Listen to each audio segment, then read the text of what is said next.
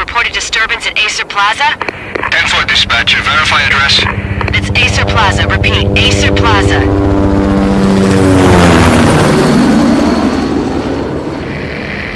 Shots fired on the rooftop. An assault in progress at Aesir Plaza. Repeat, an assault in progress.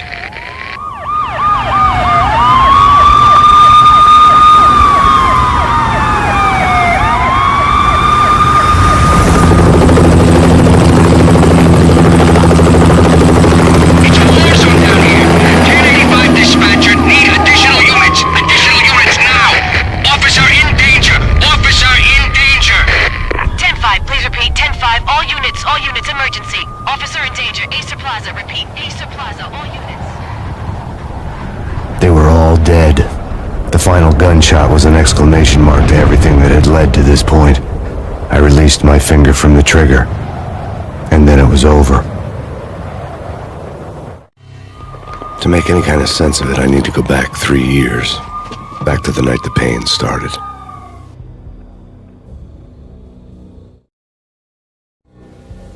I was still on the force back then. NYPD, Manhattan, Midtown North Precinct, Hell's Kitchen. So when are you coming to work for me, Detective Payne? You'd make me work undercover in some hellhole. Sorry, Alex. Michelle and the baby come first. See? My last smoke. It's bad for the baby. That's you, Max. A regular Boy Scout.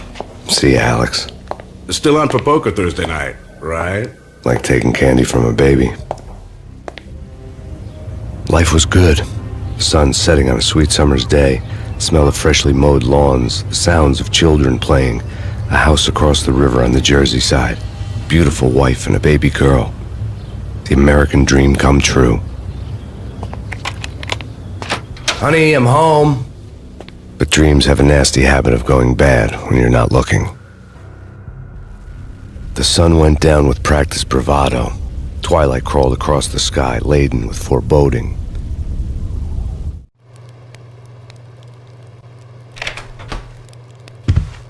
Michelle, honey, anybody home? I didn't like the way the show started. They'd given me the best seat in the house, front row center. What the hell?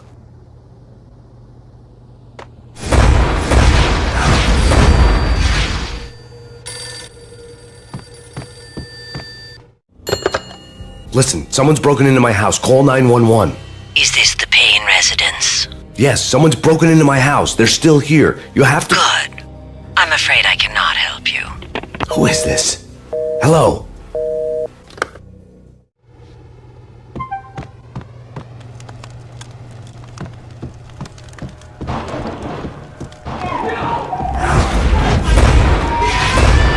Michelle!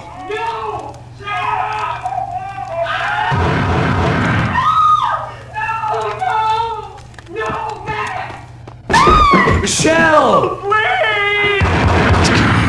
Freeze! NYPD, drop it! Coming! It's coming!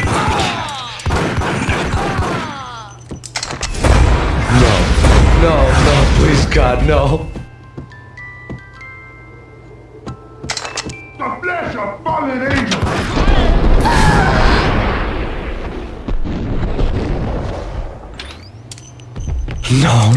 No, God, no, please, Michelle. Oh, baby.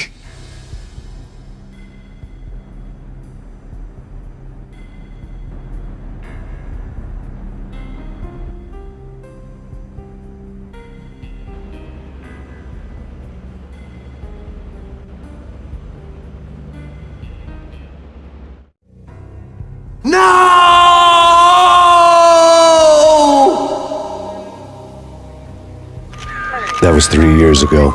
Everything ripped apart in a New York minute. The killer junkies had been high on a previously unknown designer drug, Valkyr, V. After the funeral, I told Alex I'd be transferring to the DEA. It took us 3 long years to get a break in the Valkyr case. Then, finally, 2 months ago, a dime dropper tipped us off that Jack Lupino, a mob boss in the Punchinello crime family, was trafficking. I went undercover, infiltrated the worst mafia family in New York. I came in from the cold and the dark. Outside the city was a cruel monster. I've been slowly working my way from the small time to the big fish, trying to get to the source of the drug. Alex and BB were my only contacts in the DEA, the only ones in this decrepit city who knew I was down here. BB here. Something urgent has come up with Jack Lupino. You need to meet with Alex immediately at the Roscoe Street station. I hadn't had a face-to-face with Alex since I'd gone undercover. Outside, the mercury was falling fast. It was colder than the devil's heart, raining ice pitchforks as if the heavens were ready to fall. Everyone was running for shelter like there was no tomorrow. It didn't get any better when I got to the subway. The feeling hit me like a point-blank shot straight in the face. Something was not right about this. My Beretta stirred nervously under my coat, but the train doors had already shut behind me, and I was in for the ride. Next stop, Roscoe Street Station, and Alex.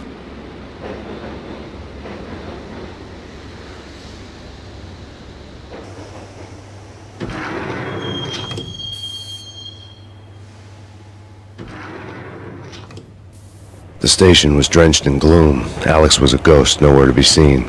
I'd have to look for him.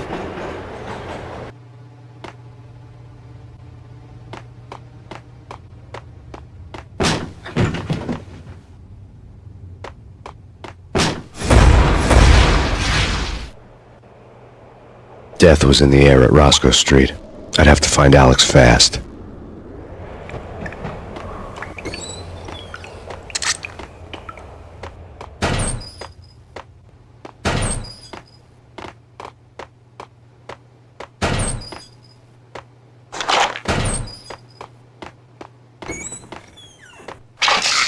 The pills would hold the pain back for a while.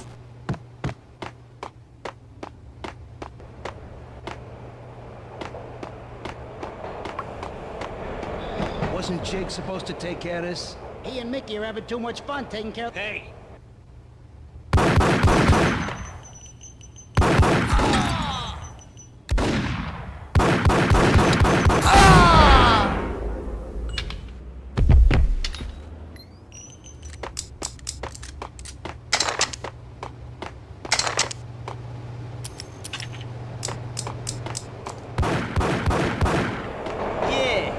He's dead!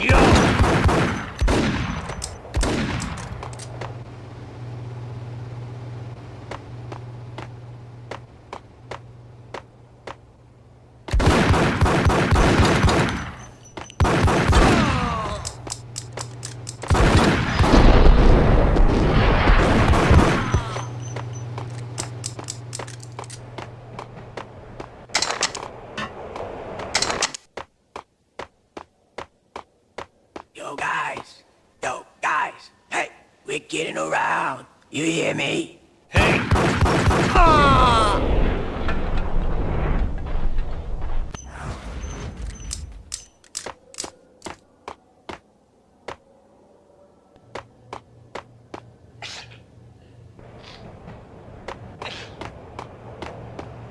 Yo!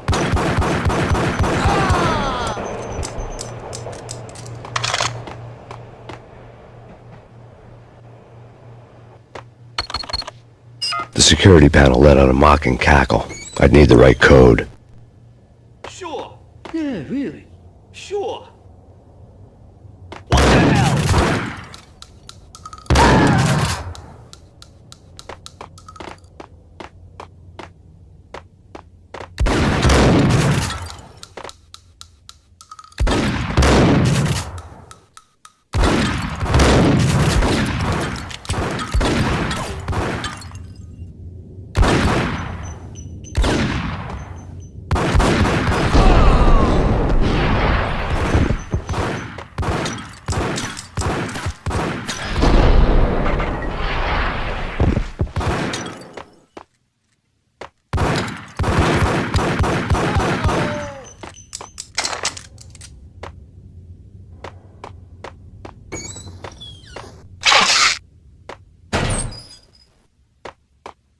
While looking for Alex, they had ended up in the middle of a big-time crime operation.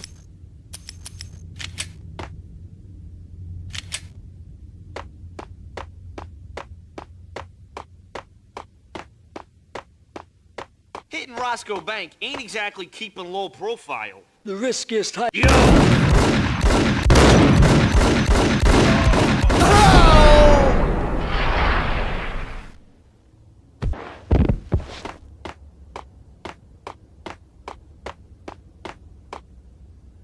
gate was locked.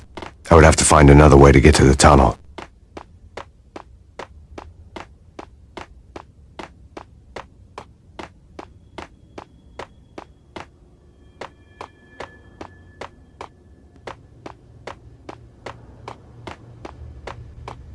Kiss it goodbye.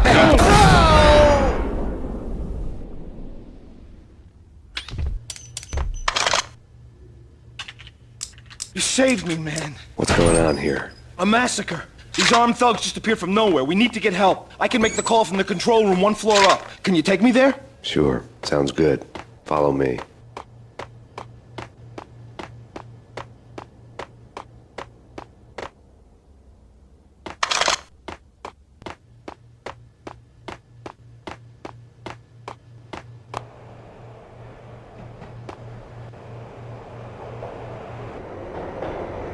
Home free. This way. What the? Out!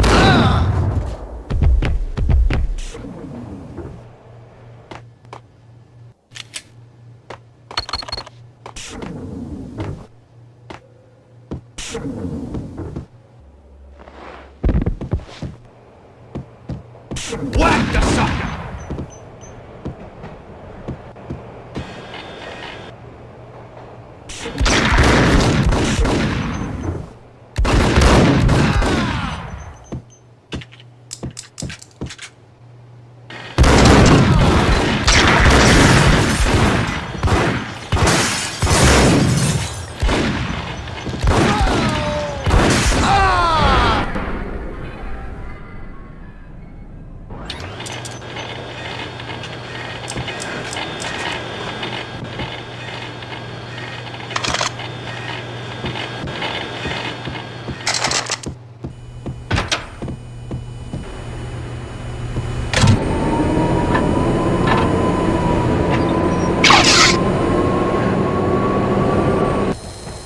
The train lit up like a Christmas tree. The power was back on.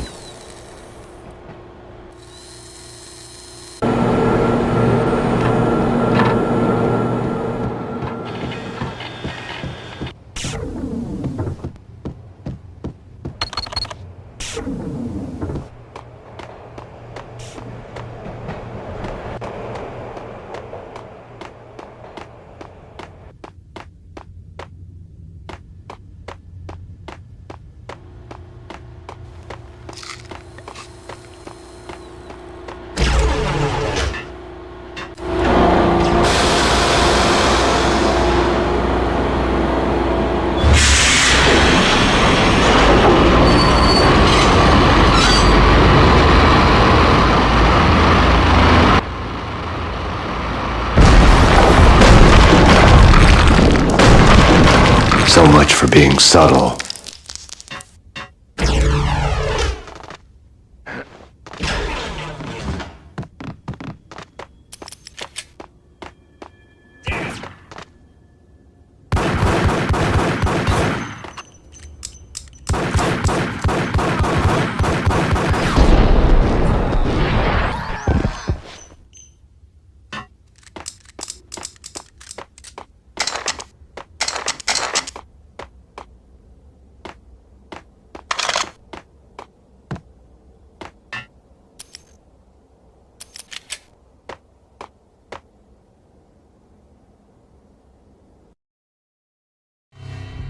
The rusty door led to an abandoned part of the station, closed off since the early 40s.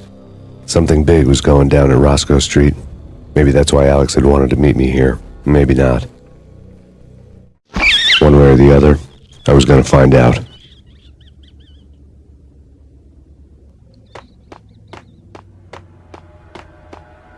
No way. Come on. Fine, okay. Hey,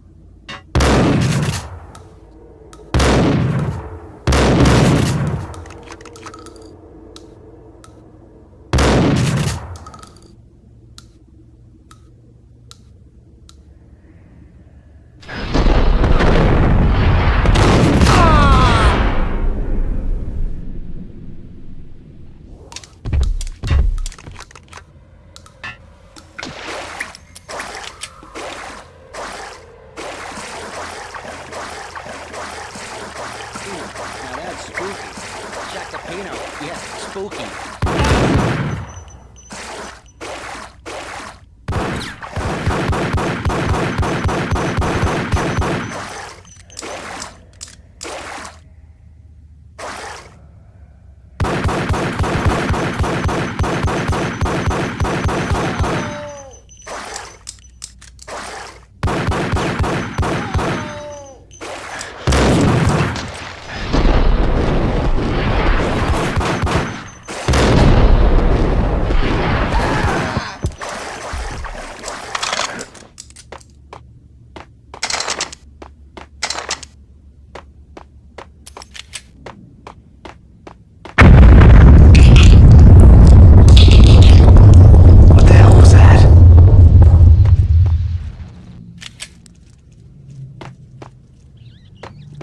All done here.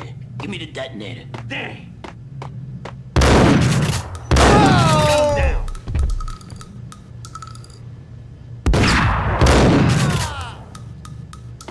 Hold it.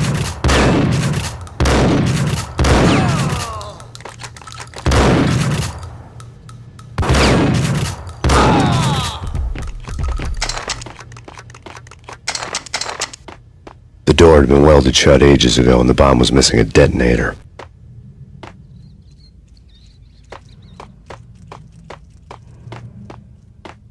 Okay, fellas. The police are on their way. New York's finest are gonna be here soon.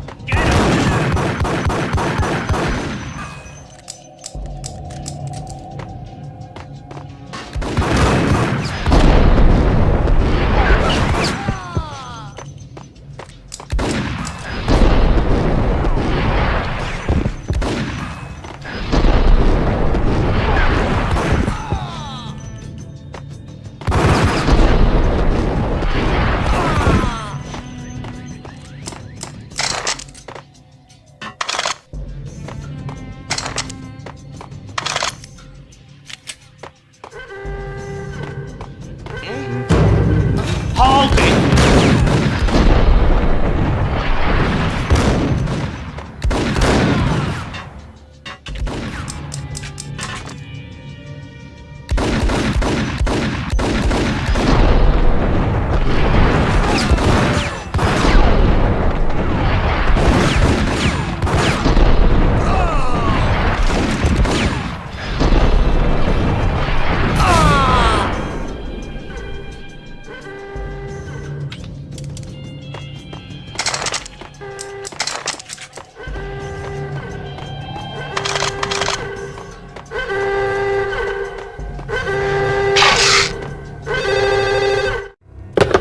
We come to you now live from the crime scene. Who is this? Right back at you. This is Deputy Chief Jim Bravura from the NYPD. You are to cease your criminal activities and surrender immediately. Sure thing, Jim. Me and the boys have been talking and everyone's real sorry. They'll never do it again. Who the hell is this? Being placed at the scene of a bank robbery wouldn't have tipped the odds in my favor.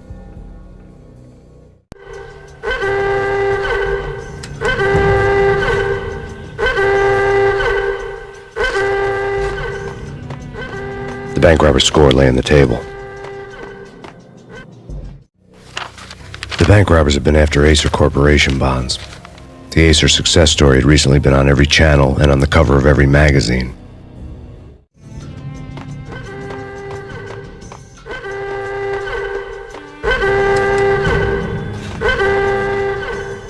The bank robbers had left their tools on the table. Judging by the detonators, the crooks had bought enough explosives to send Lady Liberty into orbit.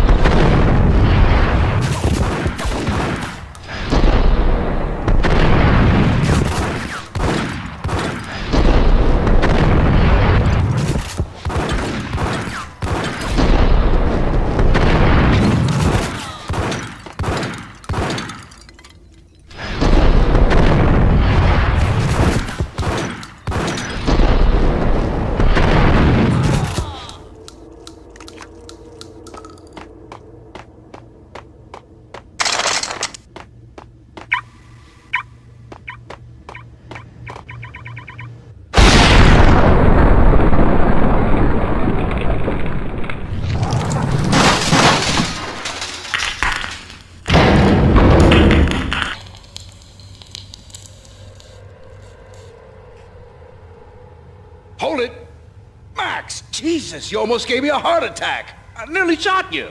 Alex, I'm glad to see you. What the hell's going on? There are more corpses here than at the city morgue. It's an armed robbery, a tunnel job straight to the Roscoe Bank vault through the old station wall. Is this why... This is Lupino's gig? This is Lupino's doing? Lupino's men? Really? You sure know how to pick a place. Can you get through? No, it's locked. We gotta get out of here. If it's Lupino, it's...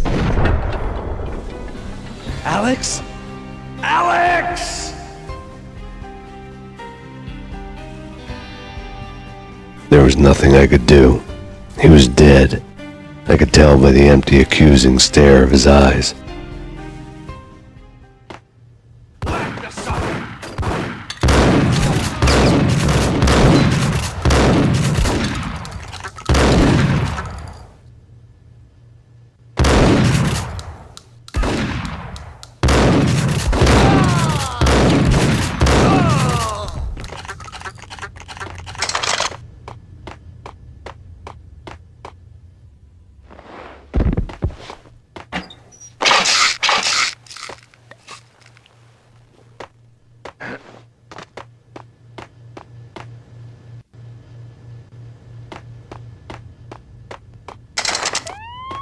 Let's get the hell out of here. We'll be fine. Hey,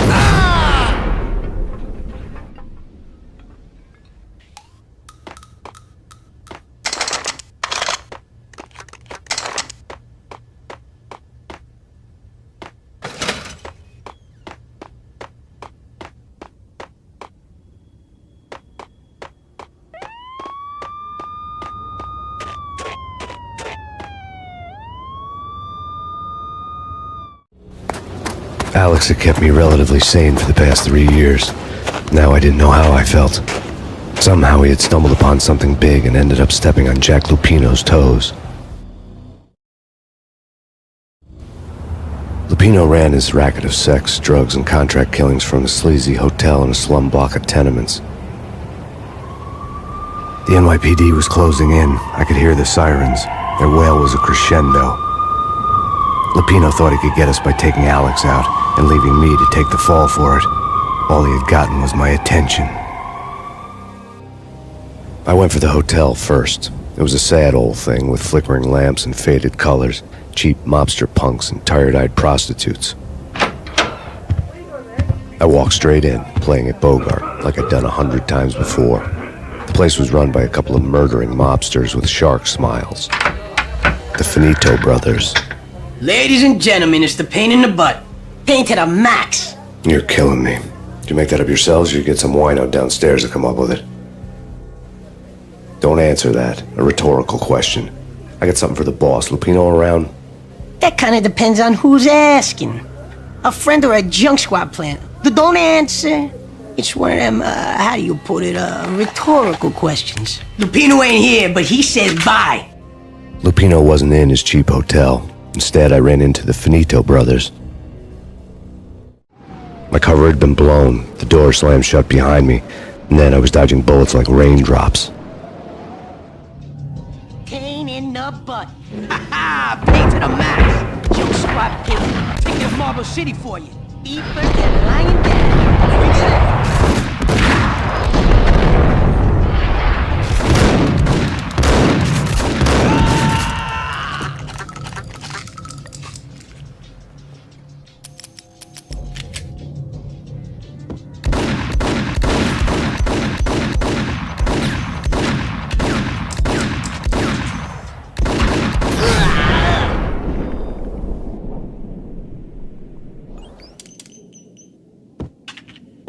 A letter on the desk caught my eye. Bosses! Everything all right? Bosses! Joey! Vigilio! You all right in there? I had met Lupino only once. The gangster ran all his rackets through his right-hand man, Vinny Gagniti. Gagniti was a high-strung whiner on the verge of breaking apart, like an overamped Energizer bunny. He had the brains to run the business, but he lacked the balls, always falling short, taking his frustration out on underage addicts and call girls. The V deal goes down at your hotel. Jack's exact words, quote, "Vinny, you're in charge of this one," unquote. Rico Muerte's coming to see it through. Anything goes wrong and everybody's gonna get dead. Goes double for you. Treat this guy real good. Anything he wants, you give him. Don't screw this up or you're finito, finitos. A V deal meant added security, locked doors, and lots of nervous thugs with itchy trigger fingers. I'd seen nothing coming in, but that didn't mean it hadn't been there. Rico Muerte was a regular Kaiser Soze, a spook story told to keep the apes in line. 313. The Finitos had scribbled Muerte's room number on the note's margin. Not answering. Call the others. Tell them to come quick. Okay, but we can't wait for them. We gotta go in now. Bosses, we're coming in. There he is.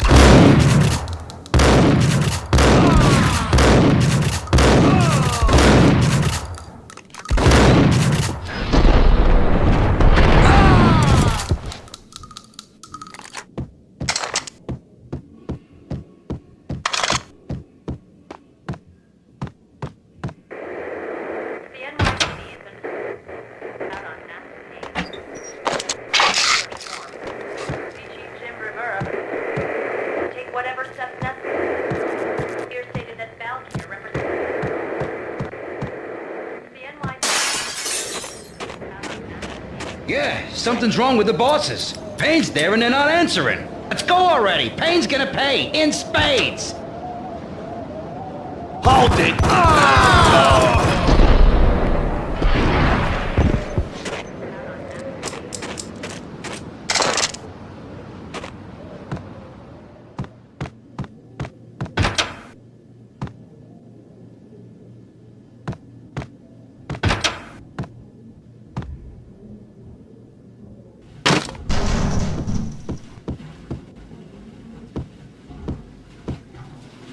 Hey!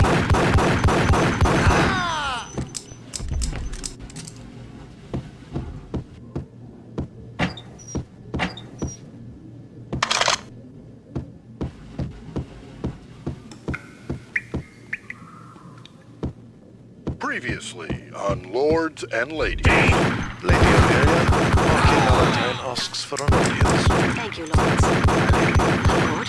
And now, in all new episode of Lords and Ladies, brought to you in part by Aesir Corporation.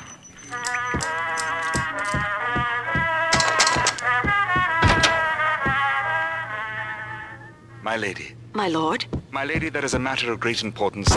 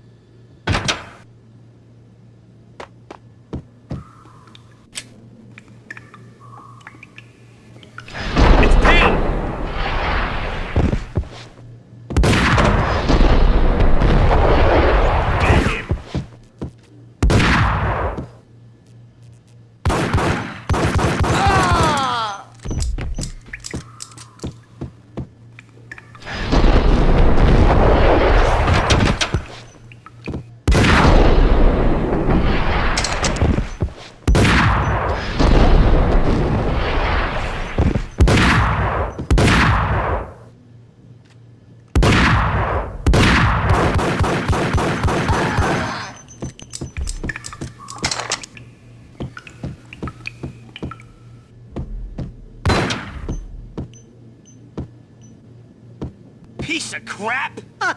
Ooh, get him!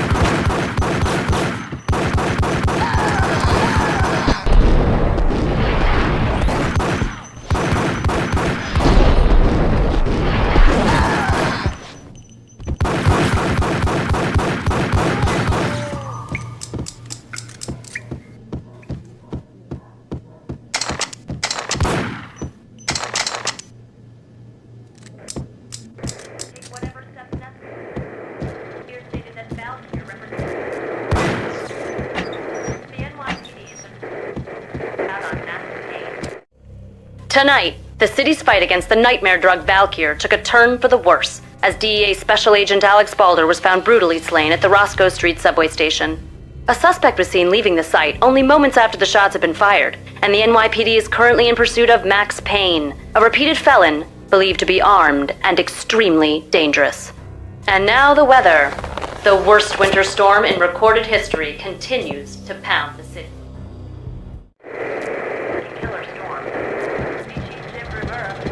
This party had been dead for a while. I couldn't say I was sorry I'd missed the show.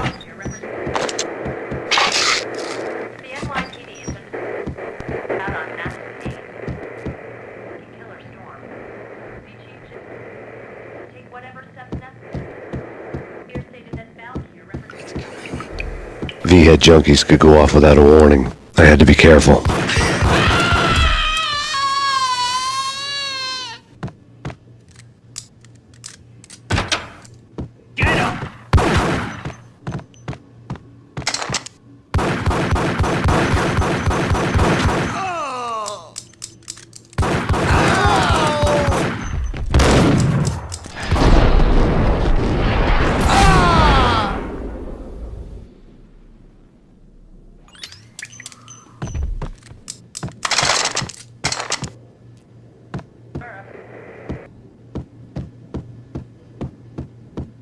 I'd found Muerte's room. Muerte had received a letter. Our investigation had turned up nothing to link Angelo Punchinello, the head of the Punchinello family, to Valkyr. All tracks had ended with Jack Lupino. The letter in Muerte's room was signed by the Don himself. It was the first hint that the Kingpin knew what was brewing inside his syndicate. The trouble you got into after the Chicago screw-up. The Punchinello family bailed you out. You have been waiting for a chance to pay us back. One of our trusted boys has a monkey the size of King Kong on his back. We need your special skills for backup on a major deal. Collecting evidence had gotten old a few hundred bullets back. I was already so far past the point of no return I couldn't even remember what it looked like when I had passed it.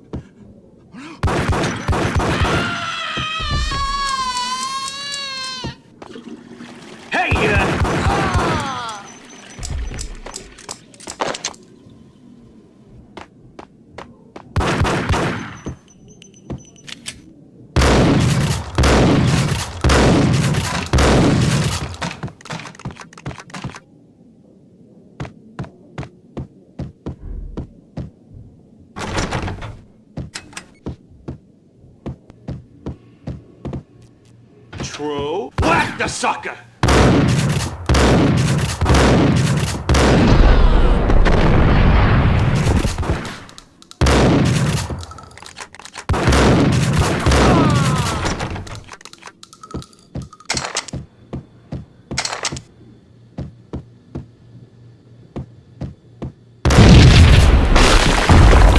What the?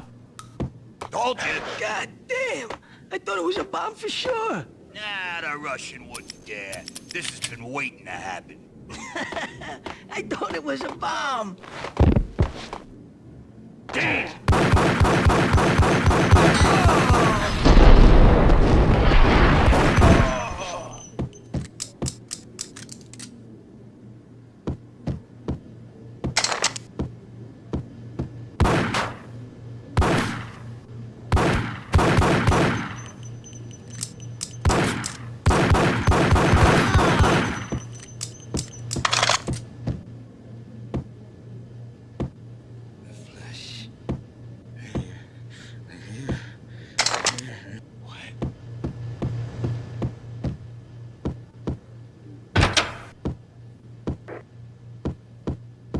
The hooker had left her diary on the table. The diary belonged to a hooker named Candy Dawn. The read would have made a vice cop blush. Had talks with the mystery hag over the phone again. Sent her the latest One-Eyed Alfred tape. As long as the hag keeps paying for the tapes, the old man could come every day for all I care.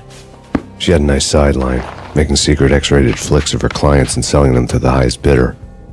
It would get her killed if her V-fix for the day didn't do it first.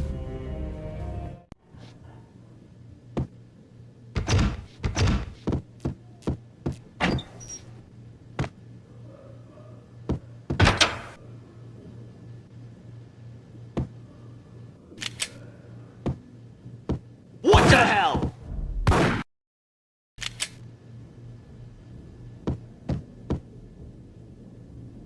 What the?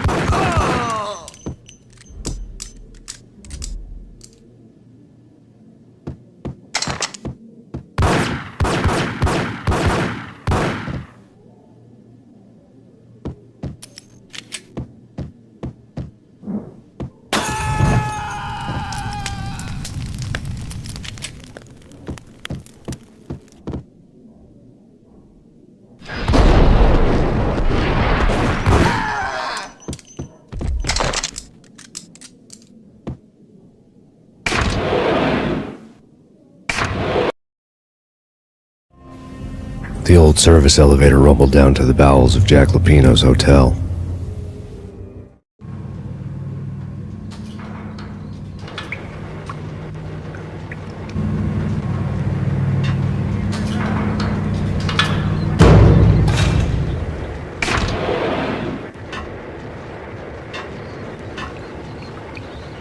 It was freaking crazy. The cops were doing a full-scale siege next door. More traffic than rush hour. I mean, bleeding bastards running back and forth. Ronnie and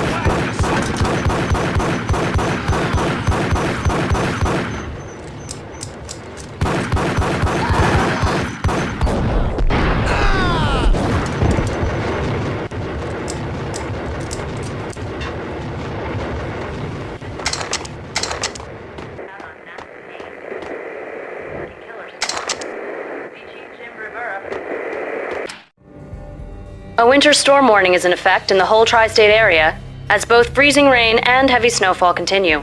Many roadways are already closed, and people are advised to stay indoors. The severe blizzard has ravaged New York for 3 days now, with no end in sight. We'd been snowed from the start in the Valkyr case. The forecast said there was plenty more where that had come from. But the snowbound city was on my side. Less chance of innocent bystanders getting caught in the crossfire.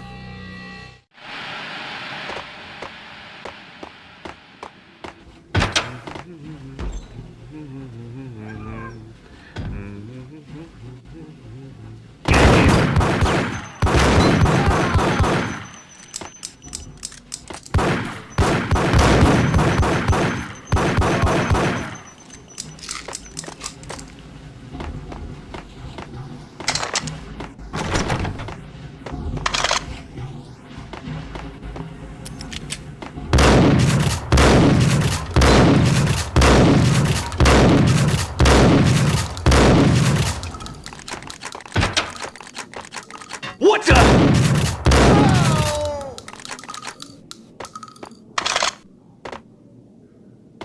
Exhibit number 1, a newspaper.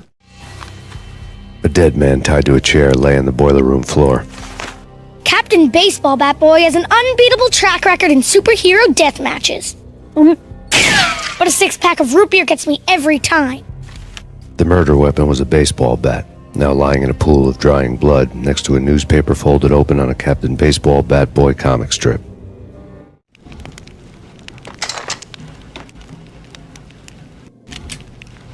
Take vampire movies. Why are they always set in LA or Mexico? They can't even get a tan. If I was a dang.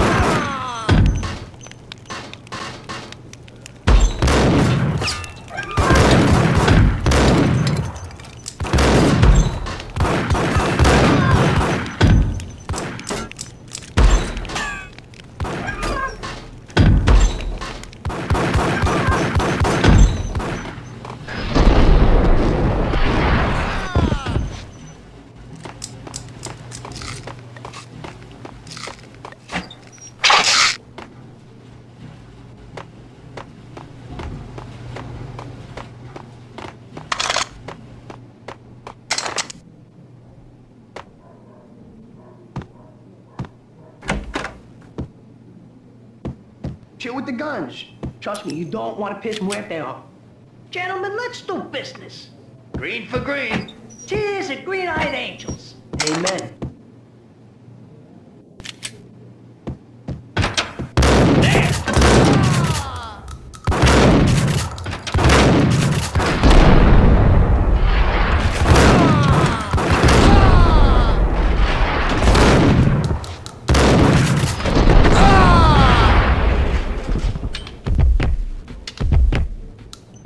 A lifetime ago, this would have gone down as a narcotics arrest.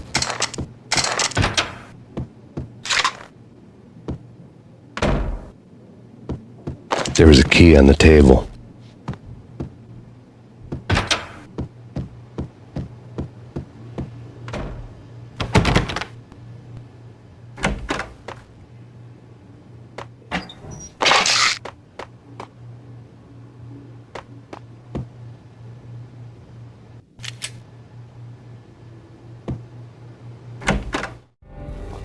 Two mad dog killers, ready to murder each other. They step into the next room, and I'm thinking, now they're gonna do it. But no. They sit down in front of a TV and solve their differences with the Kung Fu fighting video game. I tell you, Candy, I was so depressed, I strangled them both with the video game cables. Oh, Rico, you're so bad. I am, ain't I? Rico Muerte, big-time hustler. Who the hell? It's that cop. Muerte went for his gun. Do something.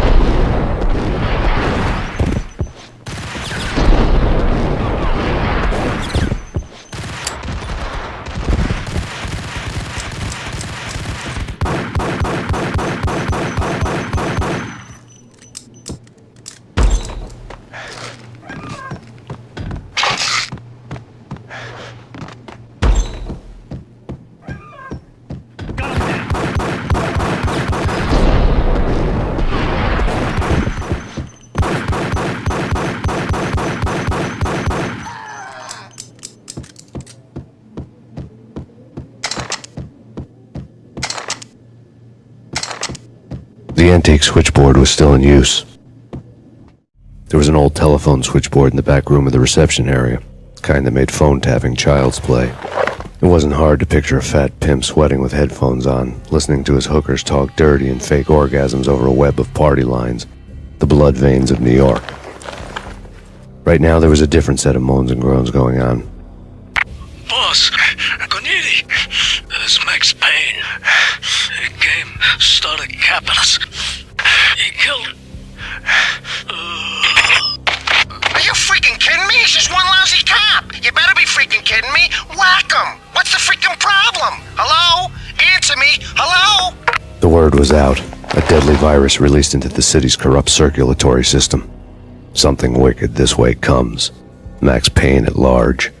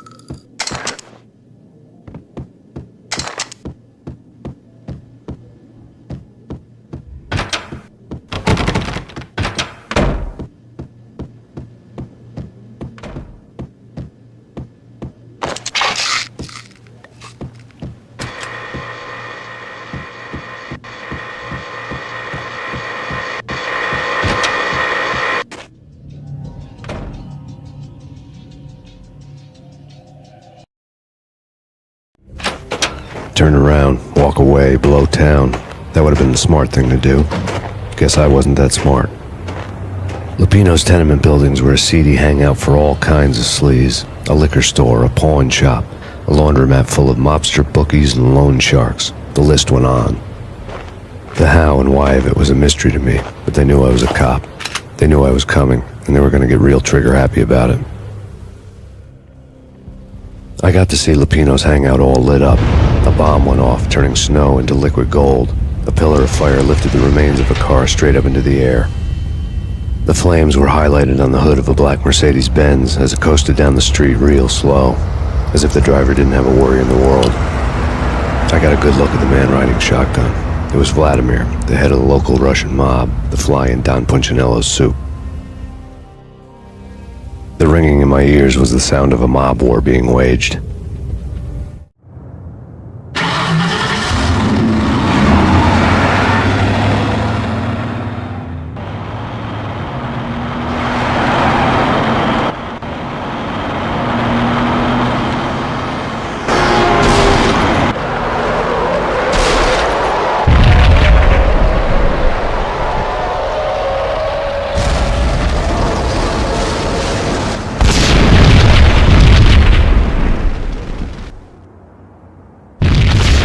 Another bomb exploded inside the closest slum building. It was a lucky break. The goons inside were spooked, but luck always came with a price tag. More bombs could still be ticking inside, and the cops would already be on their way. Jack Lupino's suite was on the top floor. At least it used to be, before the explosive makeover.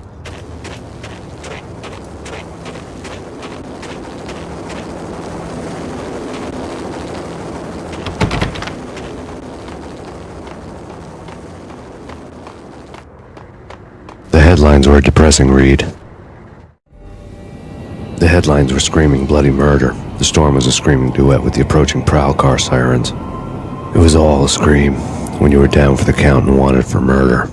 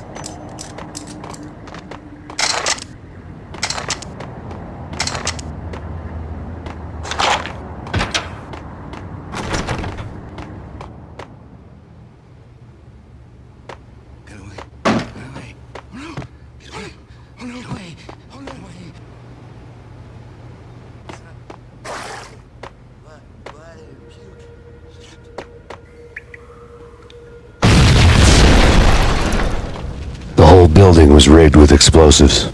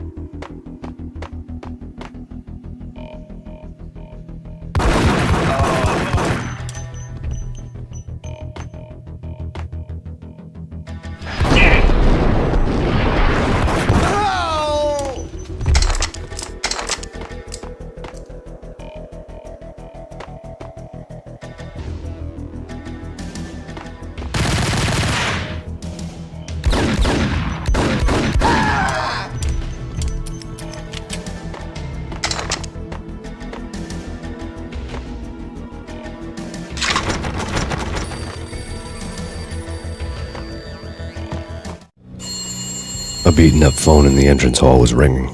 It could have been just a junkie in need of a fix, but it turned out to be something more sinister than that. Am I speaking to Mr. Payne? Who wants to know? My name is Alfred Woden. You must hurry. The police are on their way. Tell me something I don't know. They know you're there. How? And what's it to you? I will contact you again. The cops arrived, sirens singing in the off-key harmony of a manic-depressive choir. I had a few minutes while the SWAT team would go through their usual routine. By the time they busted in, I needed to be long gone. Max Payne, this is Deputy Chief Jim Bravura from the NYPD. Drop your weapons and come out with your hands above your head. True. You said it.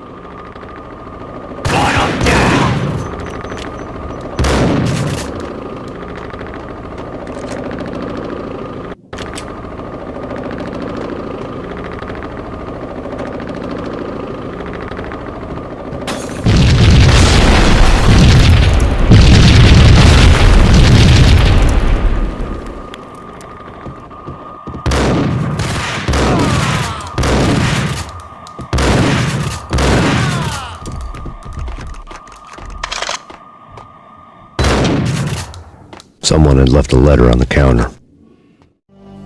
Suddenly it all made sense. The bombs, the Russian mob boss making an appearance in person. Gagniti was his usual self, all talk and no walk. After our hit, the Russian has only a couple of guns left and they can be bought. There's no freaking way he has the guts to try anything after that. As it turned out, the Russian had plenty of guts. One thing you could count on, you push a man too far and sooner or later he'd start pushing back. There was a key on the shelf. Surrender or we'll be forced to take action. Don't make us come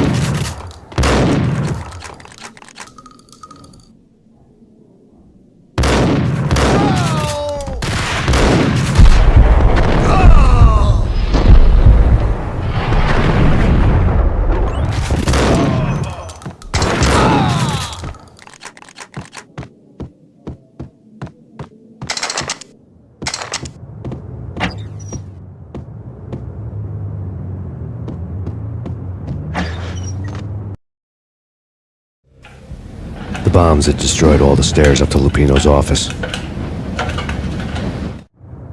The alternate route led there by way of adjoining rooftops.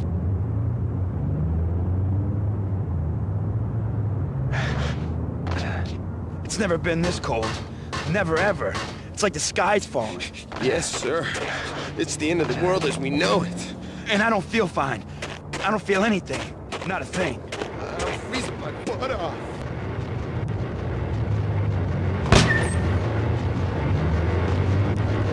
To get to the roof, I'd need to get to the elevator through the locked door up ahead. Pizza delivery. Never seen you before. Buzz off, Joker.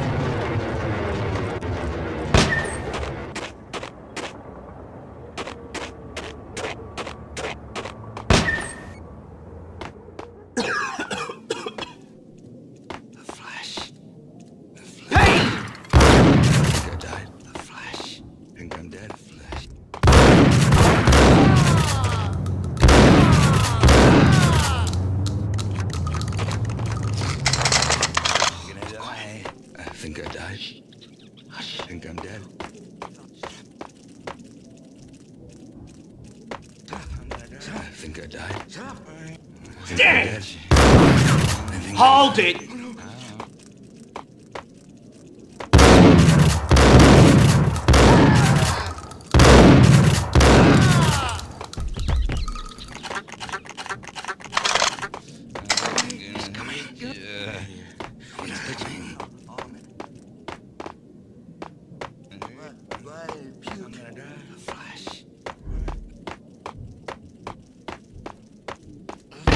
No, don't shoot. You know the clowns at the laundry? Me? No. You're no good to me then. What? No, the laundry, yeah. I know him, yeah. Get me in there. Okay.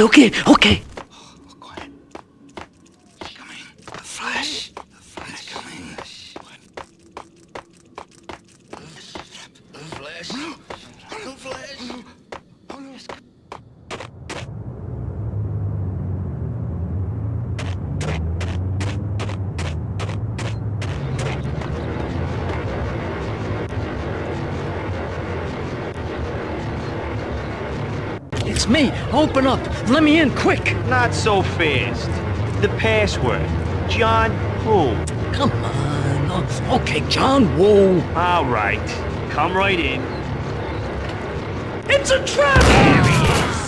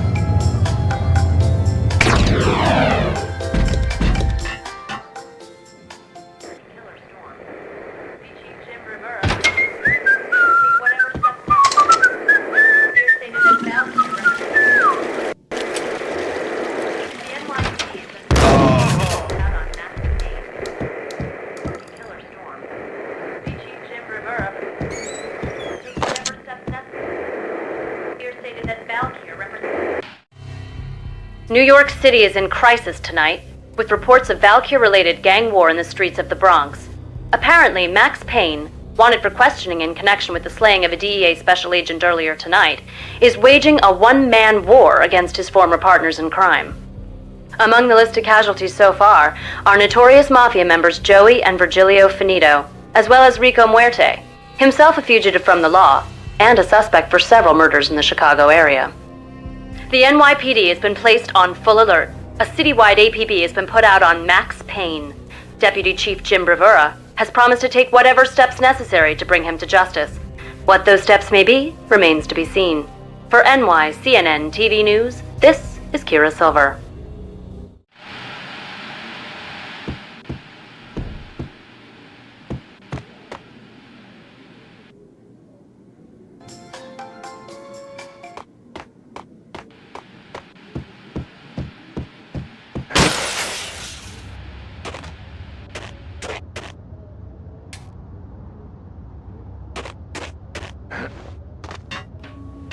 This week on Address Unknown. I don't want to go there. It's the last place I want. Whack the sucker! Only, it's not fun for the pain. Someone who looks the run down to find detail, except that he's evil. I'm hiding in the shadows, watching it all unfold. The flamingo speaks. He can speak here. It says, that's mirrors fun than television. Somehow I know this. Just don't ask me how. And I, not me, but my double.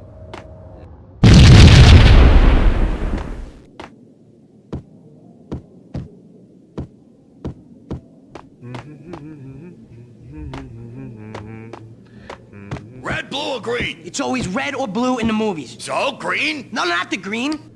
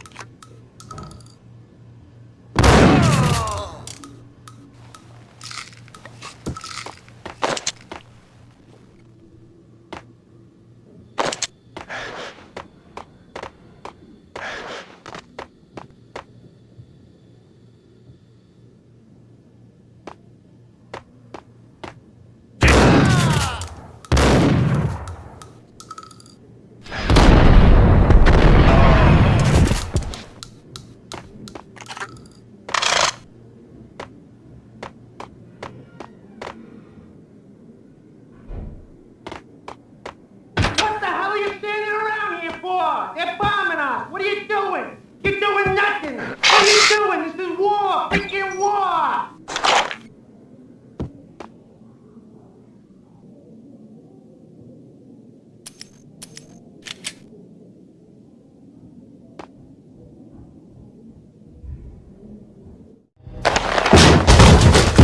Vinny Gognitti, just the man I've been killing to see. Payne? Freaking fed! I knew from day one there was something screwy about you. What do you think you're doing? You're a freaking cop. You ain't got squat on us. You can't just come in here waving your piece like it meant something. Yeah! Oh my God! Oh God, you shot me! Ah! You're dead, Payne! What the hell are you waiting for, you apes? Kill him! Kill him! With pleasure, boss. Gognitti bailed. I made like Chow Yun Fat.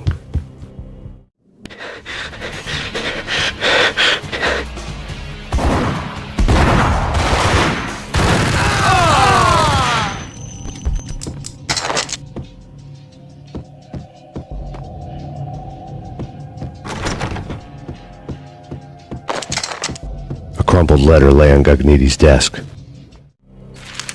The letter was addressed to Don Punchinello, but Vinny had never had the nerve to finish it.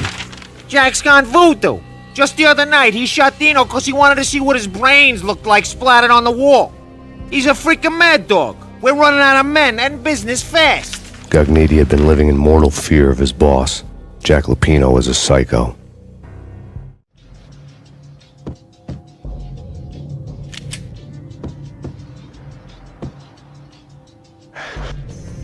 Vinny Gognitti was running scared.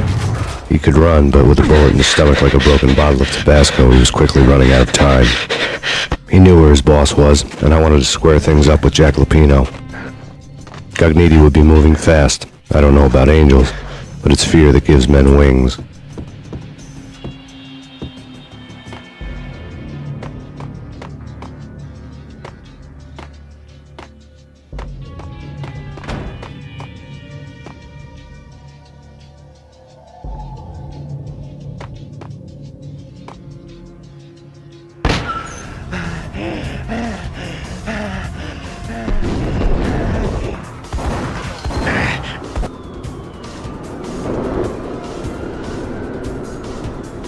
Gognitti hitched a ride. To catch him, I'd have to follow his lead.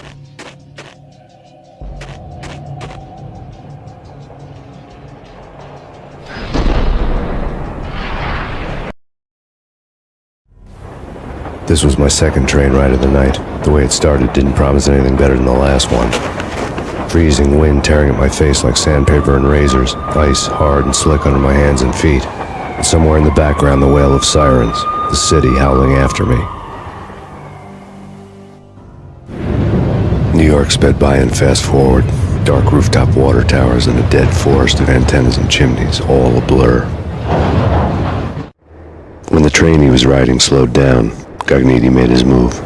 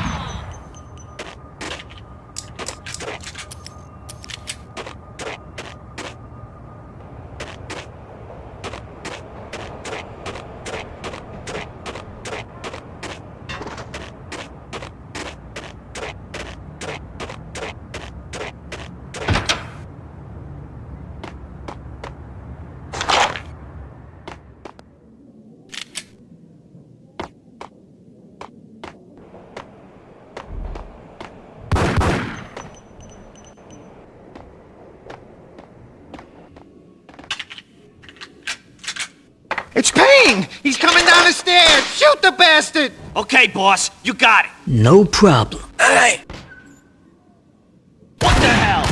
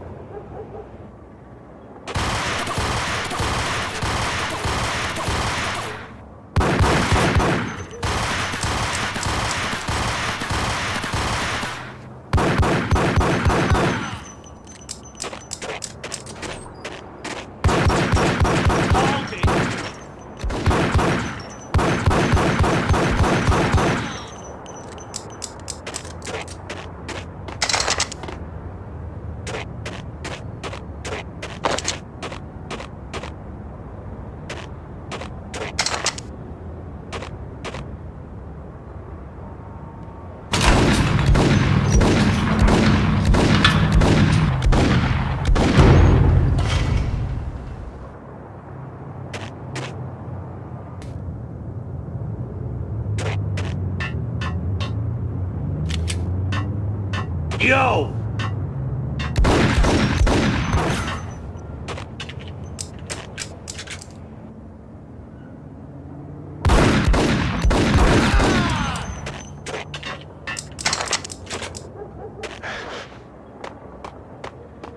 What the?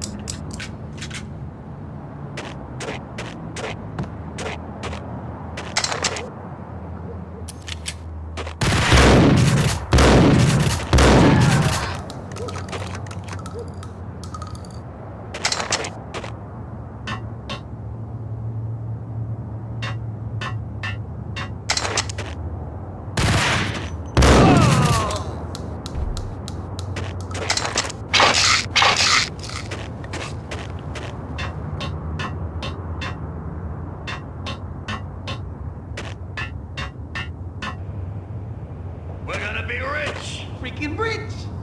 Even richer than that, wise guy. Freaking rich!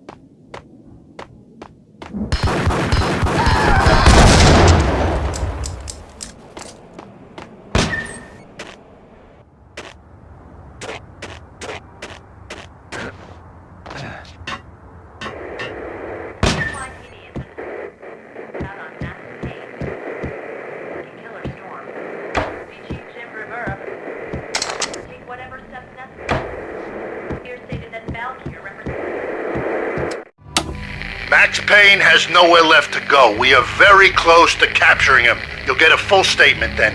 Right now, I've got better things to do, ma'am. That was Deputy Chief Jim Rivera from the NYPD with no further comment at this time. Apart from his suspicious food habits, I figured Bravura to be one of the good guys. Fate had just dropped us on different sides in this. But when it came to capturing me, he was way out of his league. I had already ditched the cops a couple of rooftops back. For now.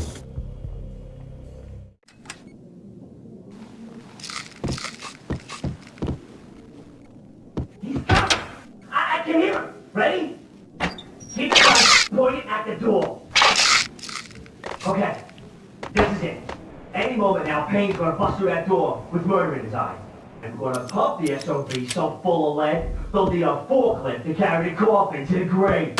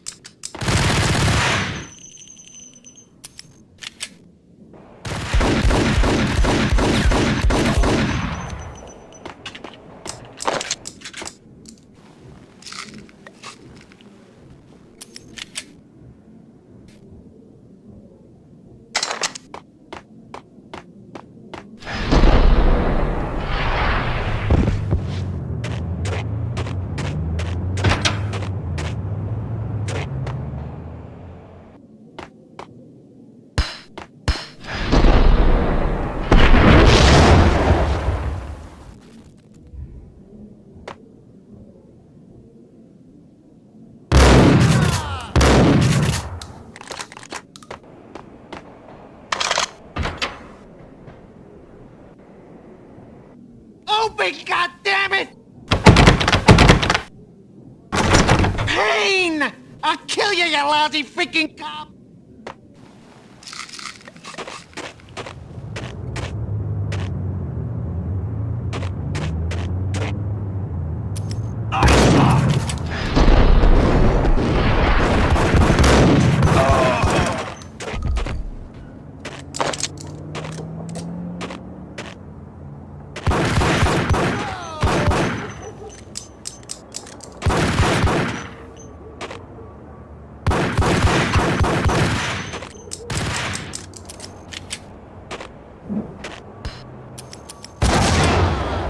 Max Payne.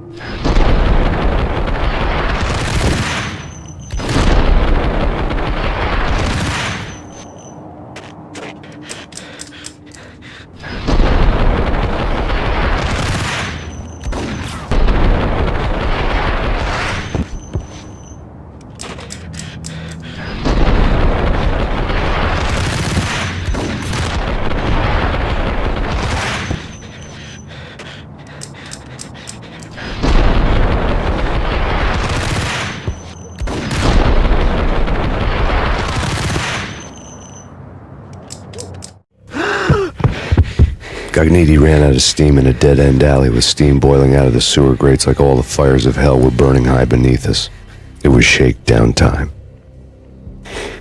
Where's Lupino? Screw you! Bad start, Vinny. Police brutality! I rate pretty high on that. You can't just hurt me in cold blood! Just keep telling yourself that. Listen good, Candyman. I'm not gonna be anybody's fall guy. I want to know where your boss is hiding. There was no glory in this. I hadn't asked for this crap. Trouble had come to me in big dark swarms. The good and the just were like gold dust in the city. I had no illusions. I was not one of them. I was no hero. Just me and the gun and the crook. My options had decreased to a singular course. I'll tell you, just don't hurt me no more. Lupino's at Ragnarok, the nightclub. Book me, take me in, hold me to the freaking jail, just don't hurt me. Your rights will be read at your funeral. Ragnarok was Lupino's private nightclub, a den of drugs built into an old theater. I knew what waited inside. V-head junkies ready to explode in random acts of senseless violence. And Lupino's goon squad, the worst stone-cold killers this side of hell. Ragnarok was as inviting as a headache, flickering and flashing to a machine gun beat. The belly of the nightclub was a gothic theme park that began with bondage games and led to the nasty stuff from there. As subtle with its dark message as a cop killer bullet through the heart. Like father, like son. Just like Jack Lupino.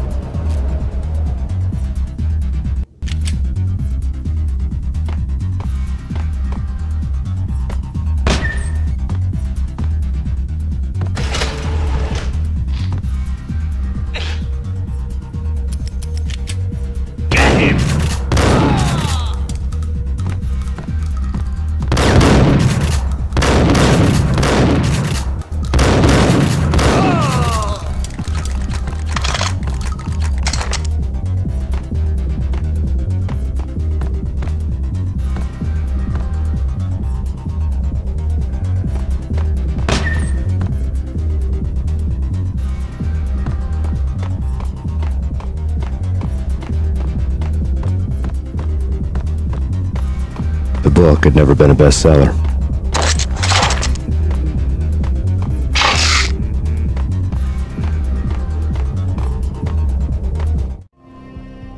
Given the setting, I was surprised to find that somebody had been passing time reading. The paperback was entitled, The Age of Murder and Storm. The blurb on the back mentioned Norse mythos and Ragnarok, the end of a Viking world with a terrible winter that covered the earth in ice, when vile crimes were rampant and all humanity lost. I could see how somebody impressionable might get it into their head that we were at the end of time. I was also beginning to see what the nightclub and its owner were all about.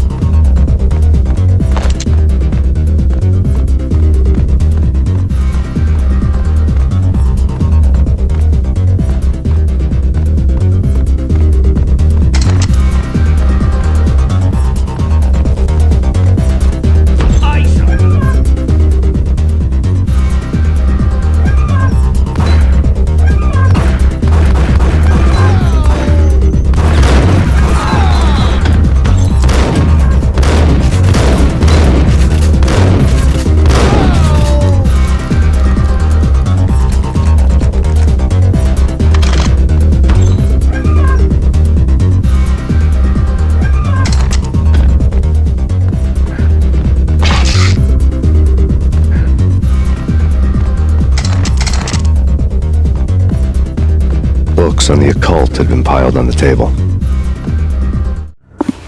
The room was stacked with light reading, such as Necronomicon, Witchcraft, and Paradise Lost.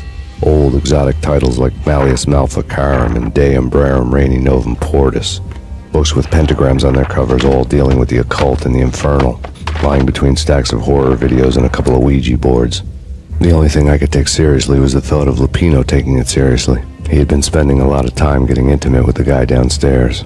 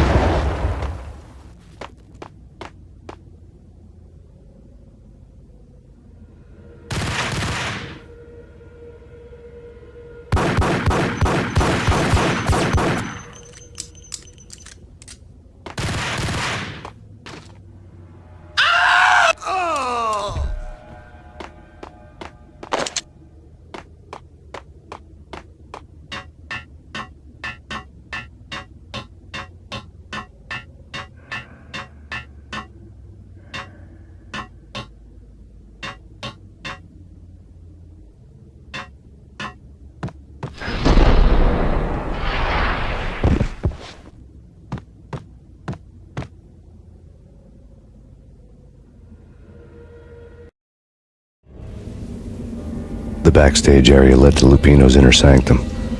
The hot air inside was like an invisible wall, thick with incense and something else, a sickly sweet smell that made you gag. This was the rotten core of the Big Apple. Lupino lurked somewhere ahead, like a spider at the center of his web, waiting. The vapors in the air started to make my head swim. Torn pieces of a letter lay scattered on the sofa.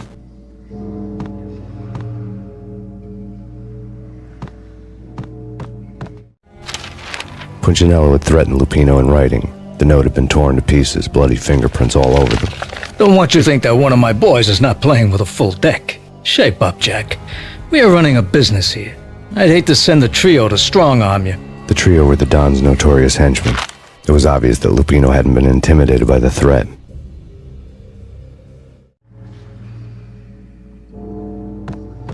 Lupino's notes covered the table. Jack Lupino was crazy, all right. The table was scattered with notes of demented arcane nonsense written in rusty blood, a mishmash list of demons, devils, and dark gods evoked. Beelzebub, Asmodeus, Baphomet, Lucifer, Loki, Cthulhu, Lilith, Hela, blood given to you all. He was after that old Faustian deal, your soul for power and fortune. Just sign on the dotted line with your blood. Lupino's notebook lay on the pedestal. Jack Lupino was crazy, all right. Mythic wolves, let loose to devour the sun and the moon.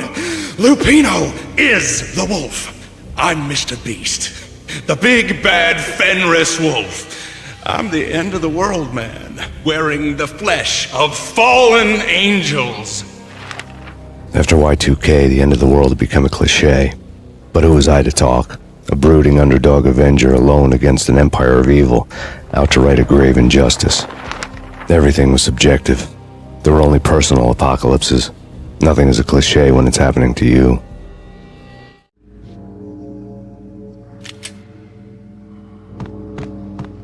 The flesh of fallen angels! Come to me all! Astaroth, Beelzebub, Asmodeus, Baphomet, Lucifer, Loki, Satan, Cthulhu, Lilith, Hela! Blood to you all! Secrets. The skin of reality. I've seen it. The corruption of flesh. I'm the wolf, yeah! I am the wolf! It's close. It's coming. You have come. A witness to the end of time. It's now! I will rise to her side! I don't need the words! I'm beyond the words!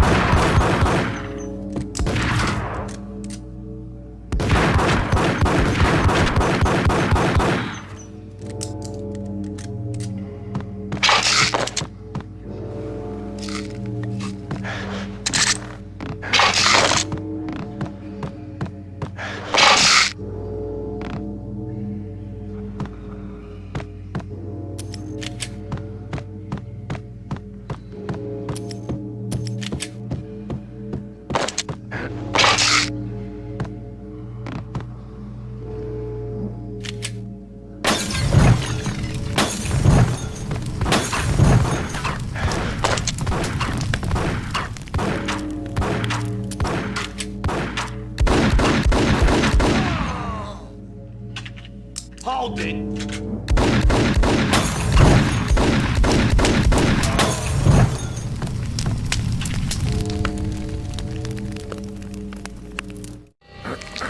I had known there'd have to be a catch in it somewhere, and this one was the Empire State Building of catches. Lupino was pumped up and dying to go 15 rounds with a mutant alligator.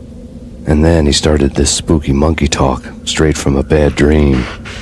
Mine. I have tasted the flesh of fallen angels. I've tasted the devil's green blood. It runs in my veins. I've seen beyond a world of skin, the architecture of blood and bow and arrow. Death is coming! She is coming, and hell follows with her. This is the twilight winter. I am ready to be her son. Her time is now, and all who stand in her way must die!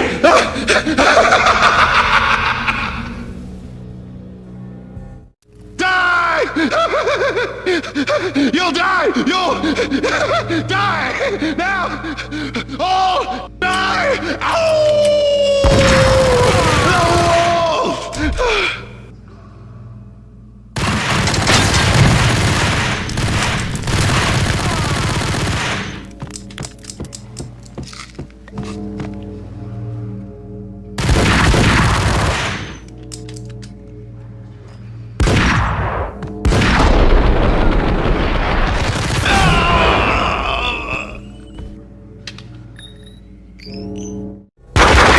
Lupino finally went down. I wanted to make real sure he'd stay that way. V was a bad monster. Turned them into friggin' zombie demons from outer space. I think he's dead already. Huh? And that's when it happened. But dead or not, you've got the wrong guy. In stepped this knockout femme fatale holding a gun to my face. I returned the favor. Lisa Punchinello. Lisa Punchinello was the Don's wife. Mona Sachs. Lisa's evil twin. Your safety's off, evil twin. You might hurt someone with that gun of yours. Lisa's the damsel in distress. I'm the professional. I'd blow you away without batting an eye. Sure, and you can check out my credentials splattered all over this joint. Jack couldn't have framed you. Not the state he was in. We're after the same slime bag. Angelo Punchinello's the one who murdered your friend and framed you with it. You know this for a fact? I've got my sources. I don't have a clue these days. I just shoot them as they come. Who put a contract on the Archfiend? This one's mine. I hate the guts of that sadistic wife-beater. Why not pool our bullets for this one? I thought you'd never ask. My finger was starting to twitch. How do you like your whiskey? I'm easy, as long as you don't try to slip me a Mickey. You're a real angel, Max. It was good stuff. Tasted sweet as honey going down. Nothing personal. Can't risk you going berserk and getting Lisa killed.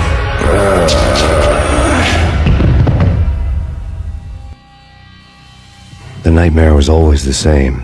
Violent shapes moving in darkness, old and ugly. The killer's mad laughter was a riddle filled with wicked innuendo.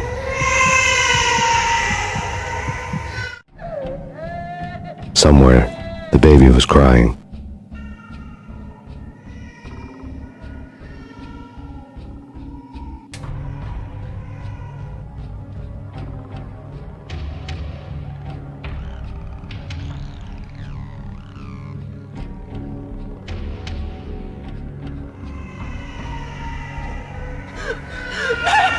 No, please, Max!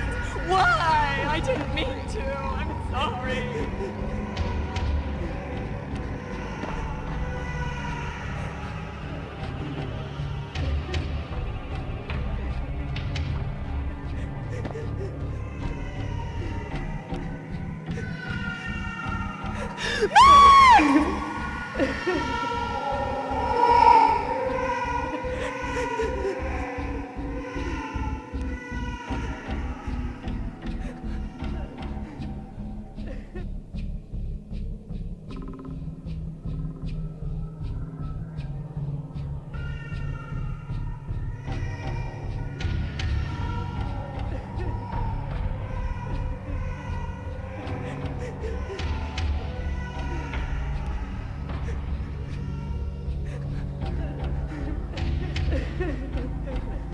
Should've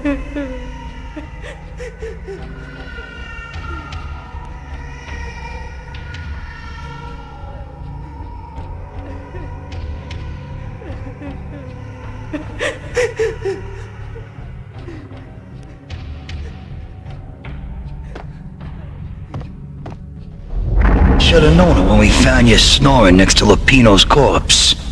A comedian, huh?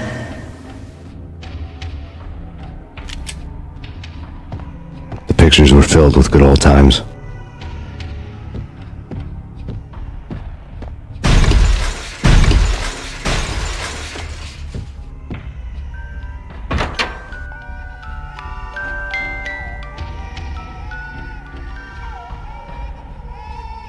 I really love to watch cartoons. Captain Baseball Bat Boy's my favorite.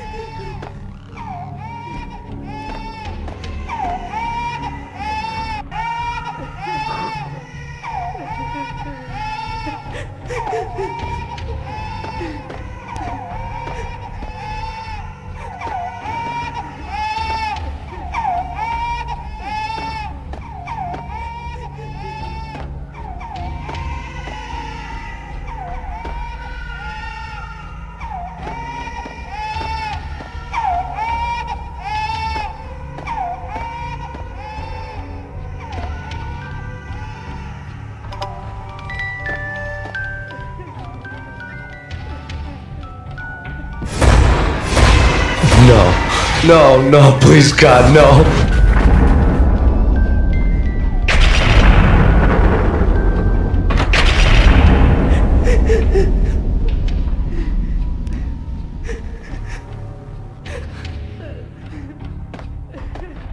You can slice them, dice them, shoot them full of holes, blow them to bits, vaporize them, disintegrate them. No matter what you do, they'll still be back good as new. Michelle's diary lay on the table. Max, no, please, Max. Why? I didn't mean to. I'm sorry.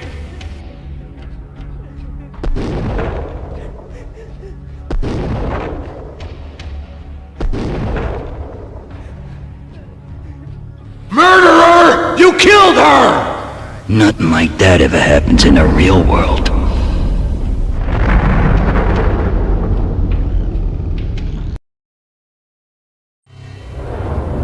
I woke up in a bad dream. My head felt 2 sizes too small for my brain. Max Payne. I envy your name. And the killer was smiling. Pleased to meet you. I'm Frankie the Bat Niagara. Niagara, as in you cry a lot? He had a baseball bat and I was tied to a chair. Pissing him off was the smart thing to do.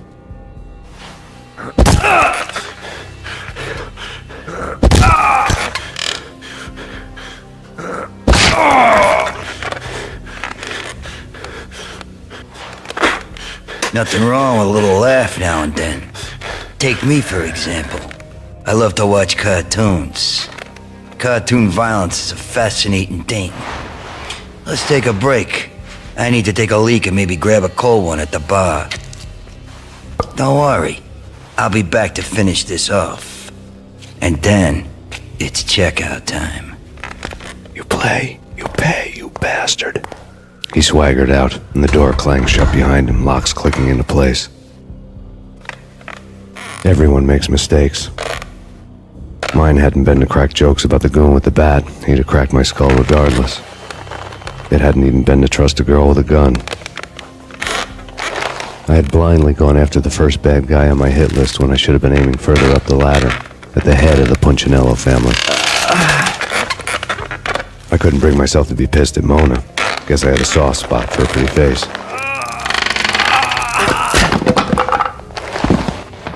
But when somebody decides to play baseball with your head, you tend to get sore. They had dragged me back to the basement of Lupino's hotel. I was beaten, bruised, and blue, I felt like the chair I had broken to get free.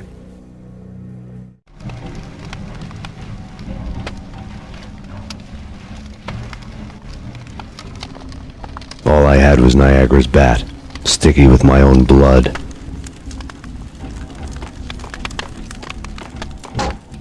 Without a gun, I'd be no match for Frankie's men. I'd have to play hide and seek with them.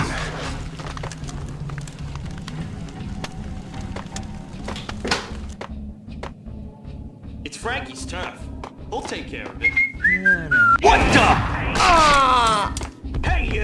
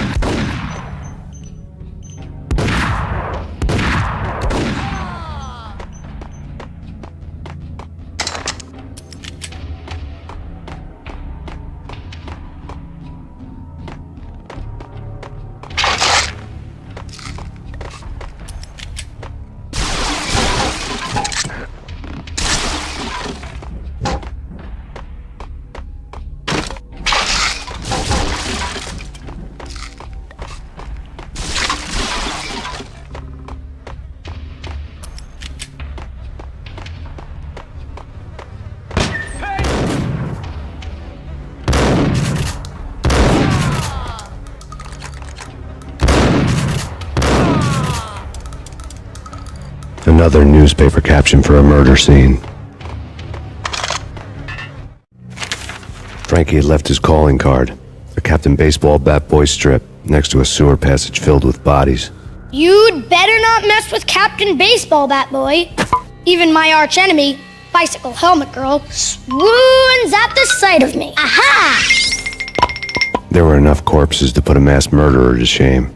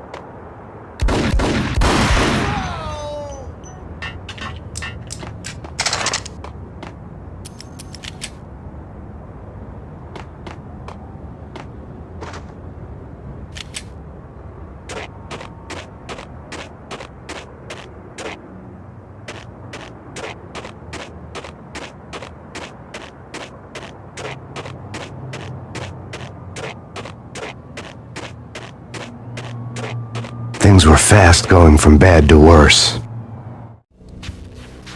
The men in blue had come and gone. They had decorated the place with chalk outlines and tied it together with yellow tape.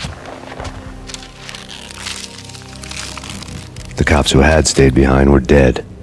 Frankie, his boys, and I had the place all for ourselves.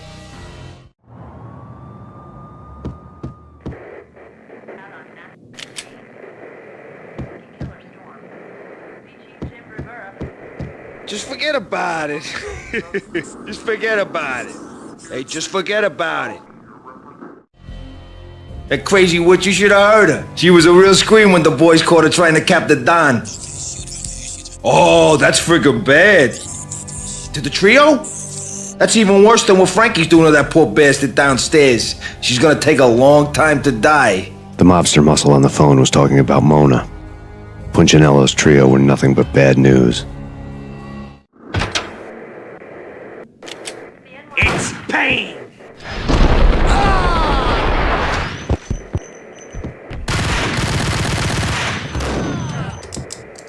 Take whatever steps necessary. Here stated that Valkyr represents...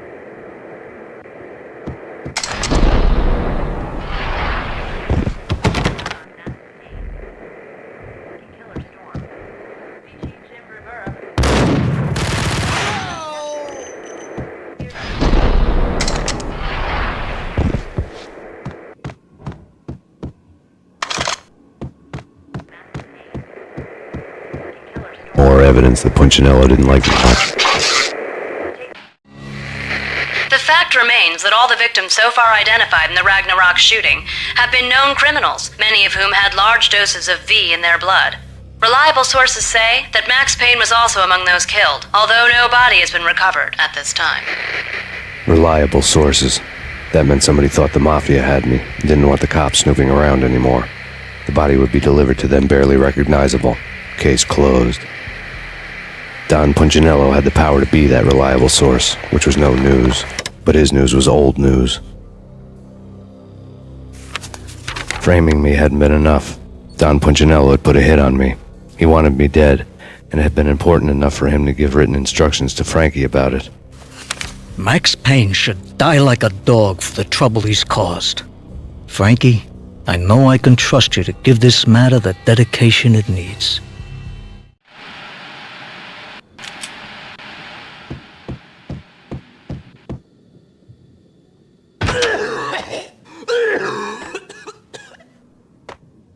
Hey!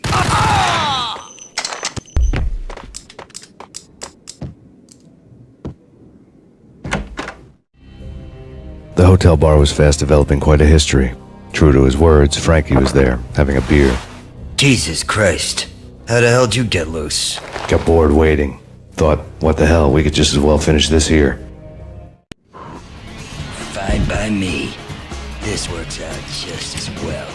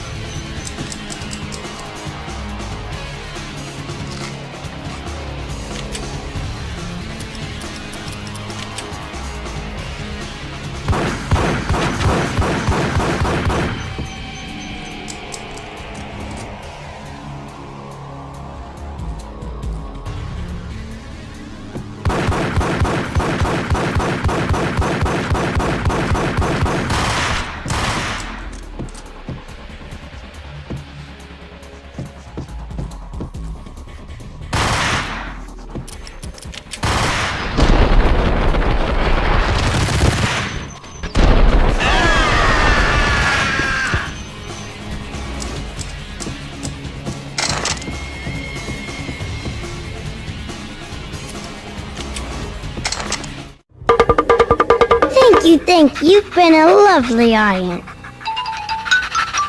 Had enough? I don't play with girls anyway. Unfair! I spotted the tail as soon as I left the hotel. A big black Mercedes. I'd seen the car before. That time it had heralded impressive explosions. Vladimir was back. Bang.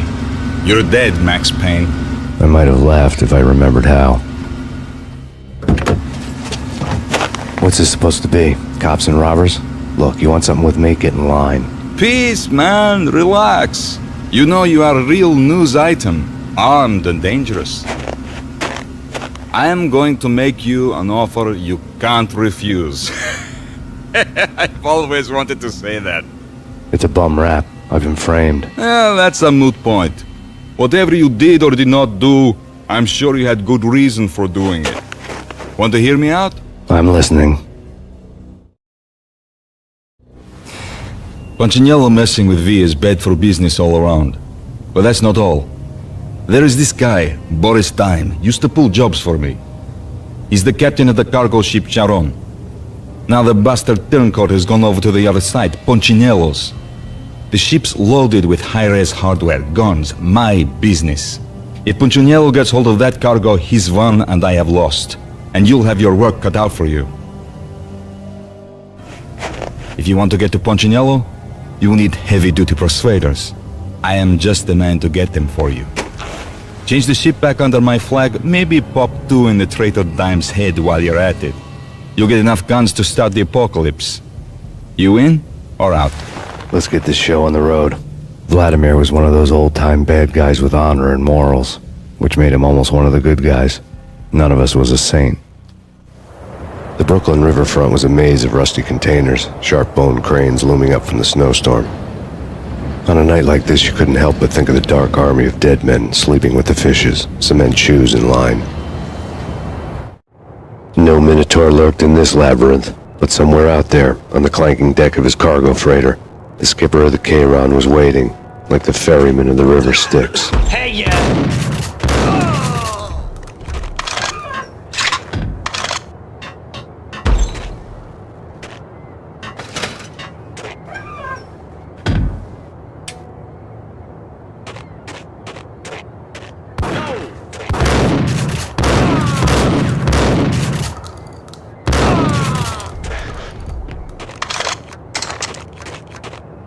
Both of them beaten to a pulp. Eyes swollen.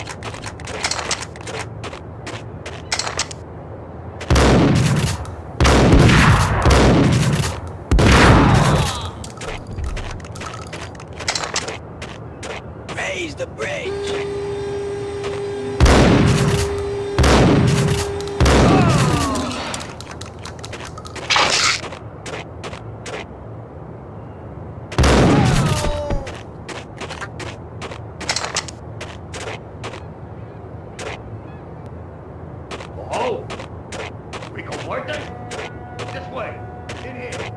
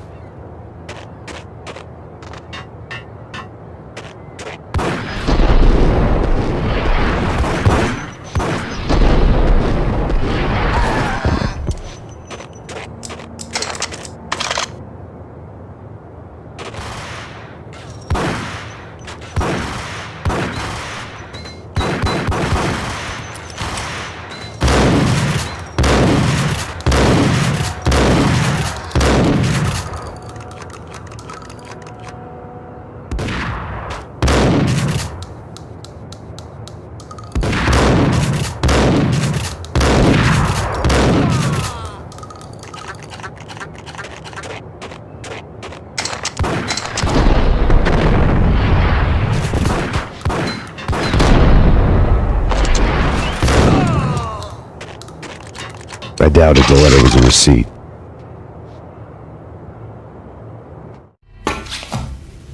Rico Muerte had come to town to do more than just sort out family troubles. Exhibits number 1, 2, and 3. A briefcase of money, a sniper rifle, and an envelope with one word neatly printed on a folded piece of expensive paper. Mayor. It didn't sound like a mafia contract at all. It was too cold and too to the point.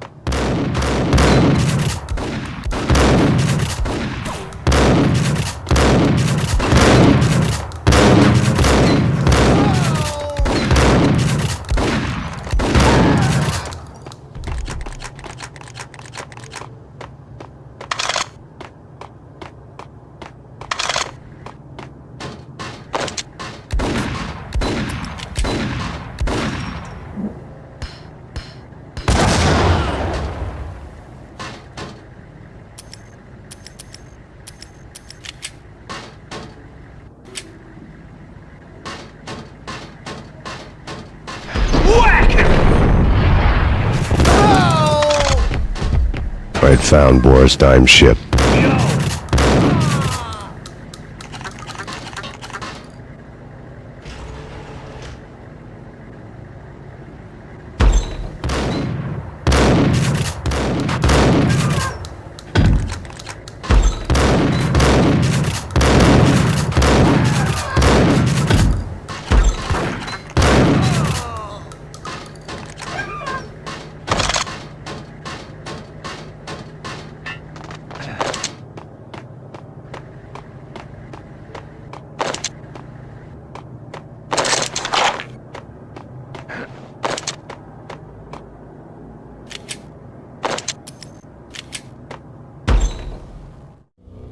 Rust had crept over the sides of the cargo steamer a long time ago. Boris Dime would be on board. I'd have to smoke half of his crew to even get near the gangplank. The guns were probably being kept in the hold, buried amidst the rats and oily water.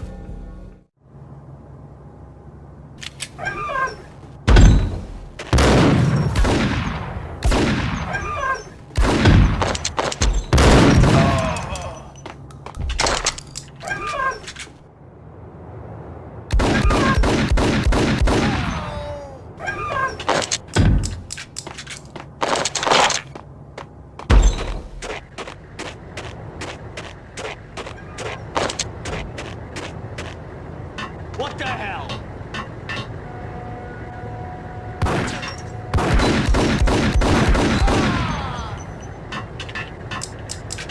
Time!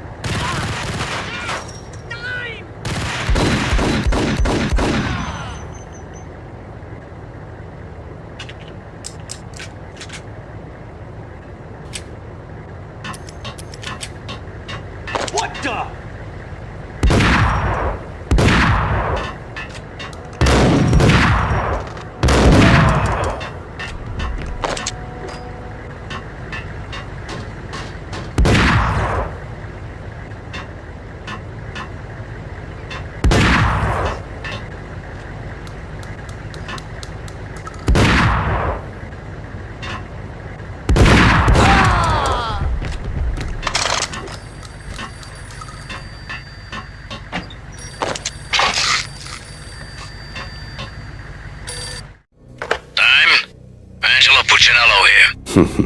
Angie, tell me, how much did Dime cost you? I bet it was more than his name. Max Payne. Right the first time. You're dead, punk. You sure you're not confusing me with Boris here? But you are right, of course. Pretty soon we should get together and have a talk. You son of a... Pissing Punchinello off was a dangerous game, but when people get mad, they make mistakes. I should know. That's where I wanted Punchinello, mad enough to trip over his own feet, preferably into a grave.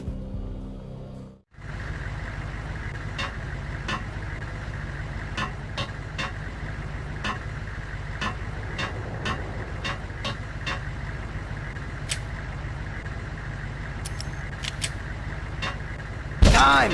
Time!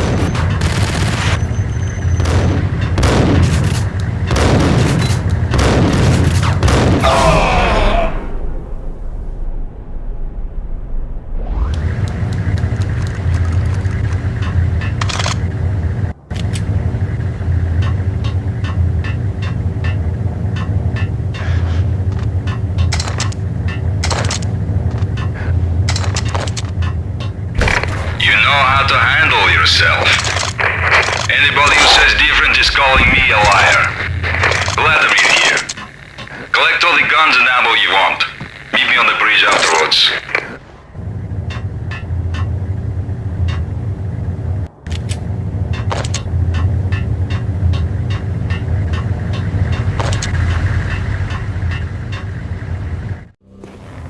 Did you get everything you need? Check. I owe you. Anything you need. This is my solo. When I'm through, Punchinello won't be anybody's problem anymore. Clear as vodka. But anytime you get between a rock and a hard place, just whistle. This could be the beginning of a beautiful friendship. You really get a bang out of this big-time gangster act, don't you? Even with all this firepower, I figured I couldn't get to Punchinello at his manor. I could only hope that he wouldn't pass a chance to hear me beg to see he's won. This is Max Payne. I want to cut a deal. Payne, you're a dead man. That's what everybody keeps telling me. I got your ship and her cargo. I want to meet. No pain, no gain. Capiche? You know my restaurant? Yeah, I know it. 1 hour. Punchinello's restaurant had seen better days. Snow was falling like ashes from post-apocalyptic skies, but that was outside. Things would soon get hot in the Don's restaurant. I knew it was a long shot, Angelo Punchinello actually showing up, but there was no crime in hoping.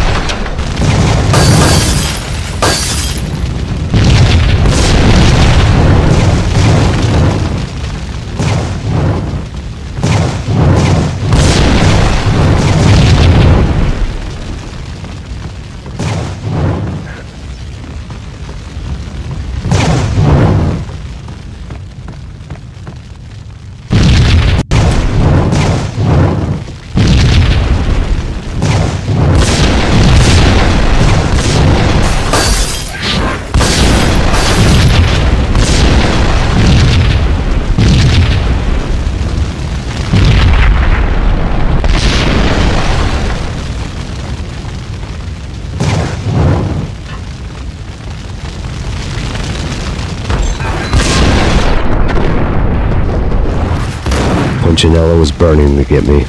The feeling was mutual. He was trying to put out my flames with gasoline.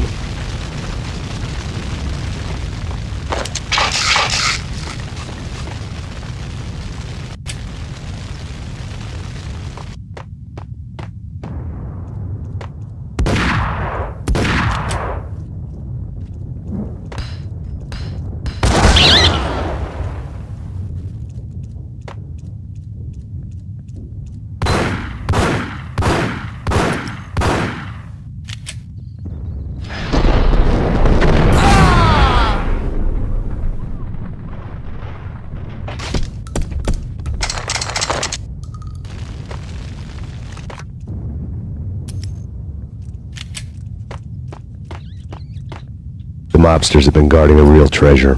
The way out of this disco inferno. There he is!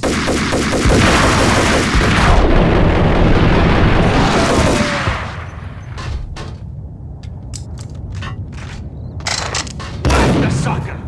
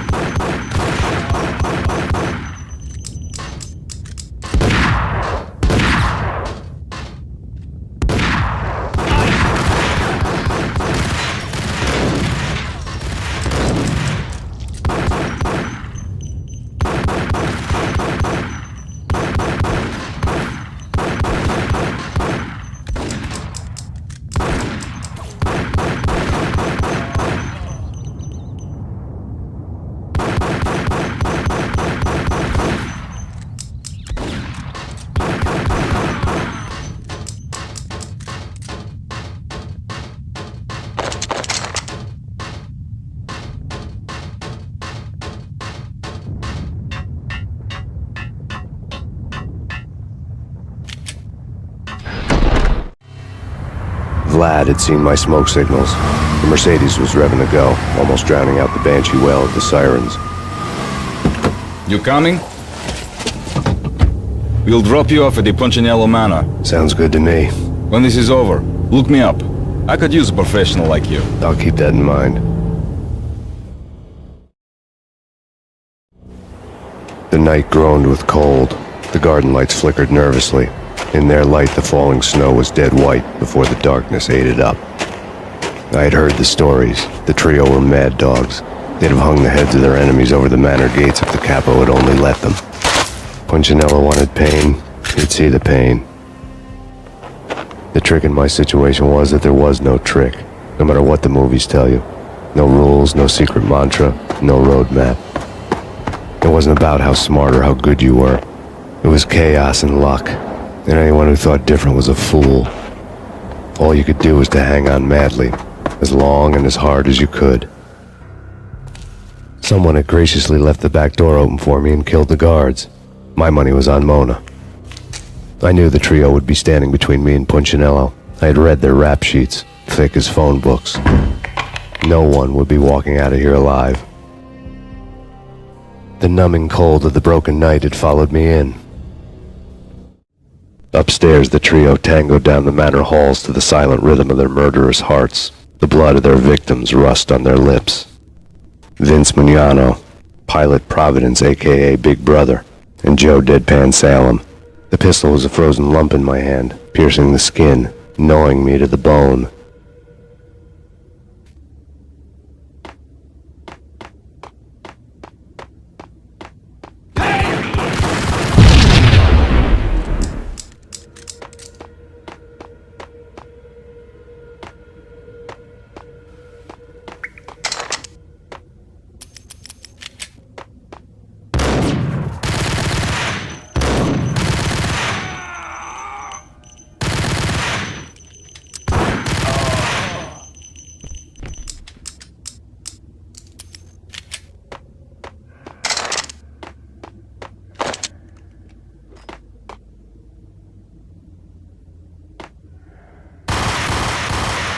Someone get the guys from upstairs! No one's going anyplace. Too late for that. You know this, we did stuff. Vinny and Joe and Pilot won't get the credit for this kill.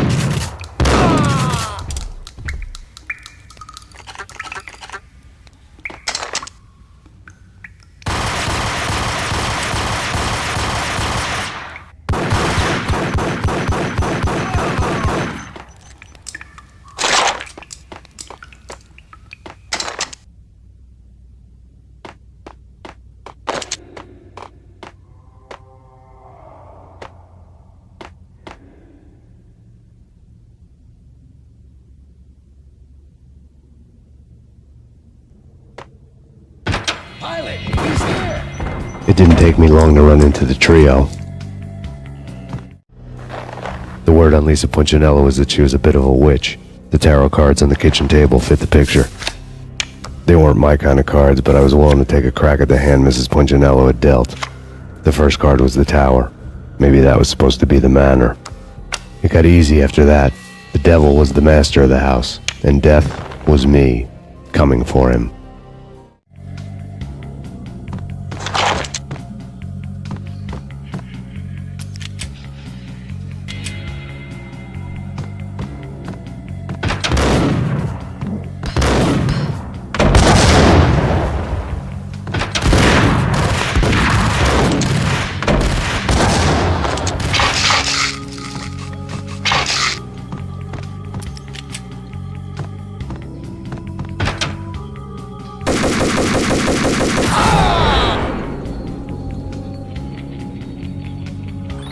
One down, two to go. What the hell?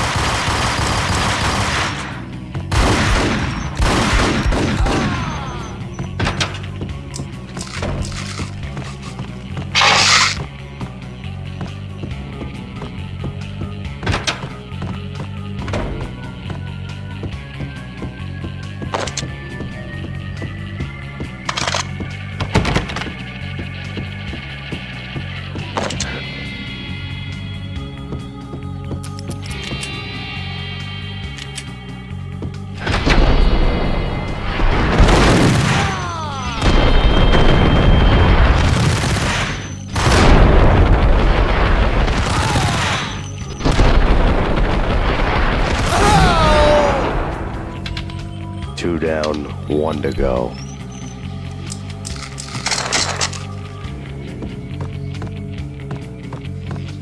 Max Payne.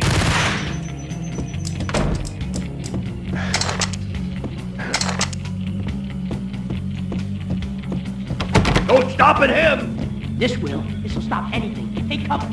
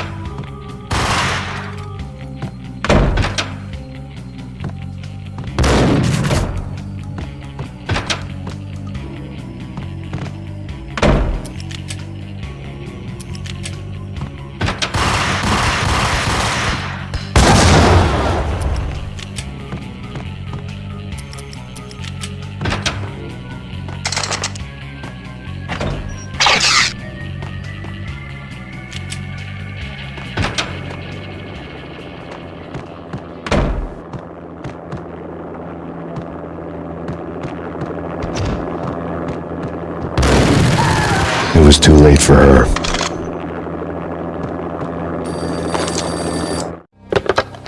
Max Payne, Talk to me. Alfred Woden. You've got company. An armed helicopter just landed on the manor grounds. You must hurry. The more the merrier.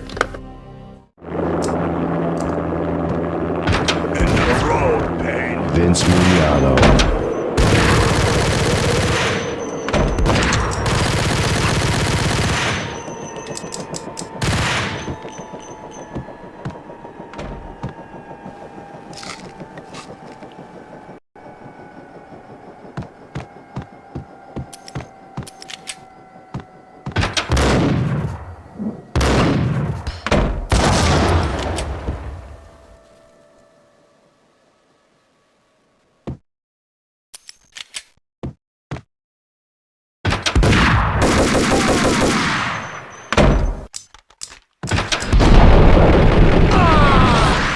Punchinello's trio was done for.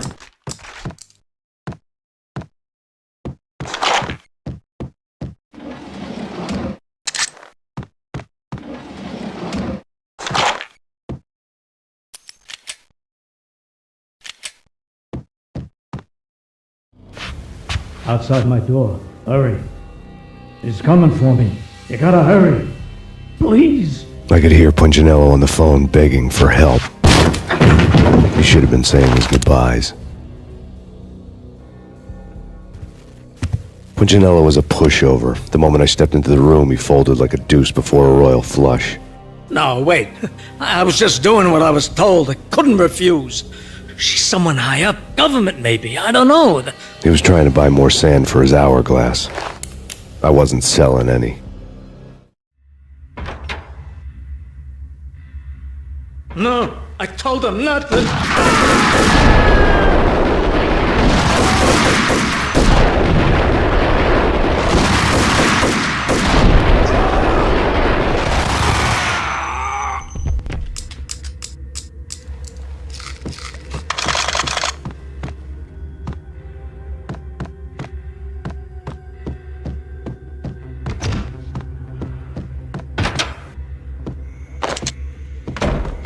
Drop it. Don't move. Game over, Max Payne.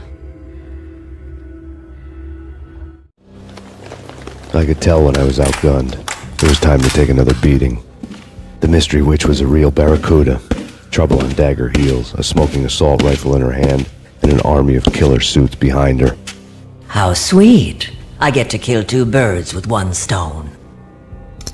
Sooner or later, it was going to catch up with you. Mr. Payne, it's time to show you the benefits of my brew. Be a good boy now. You'd find that Lady Luck was really a hooker. You were fresh out of cash.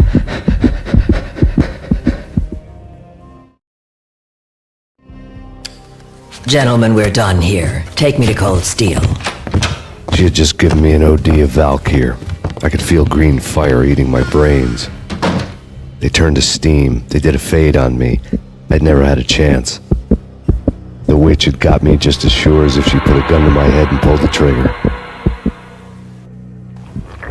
The shadows rushed me, bruised mugshot faces hungry for revenge. They knew my weak spots and closed in for the kill. The floor turned into a vortex of green blood. I fell. The flesh of fallen angels.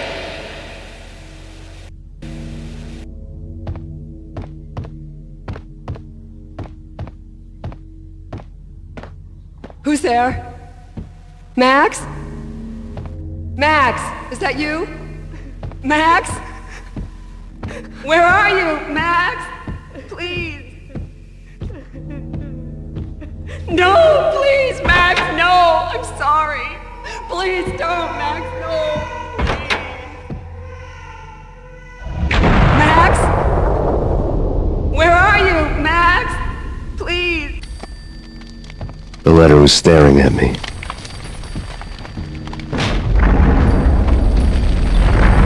The weird piece of paper looked dangerous.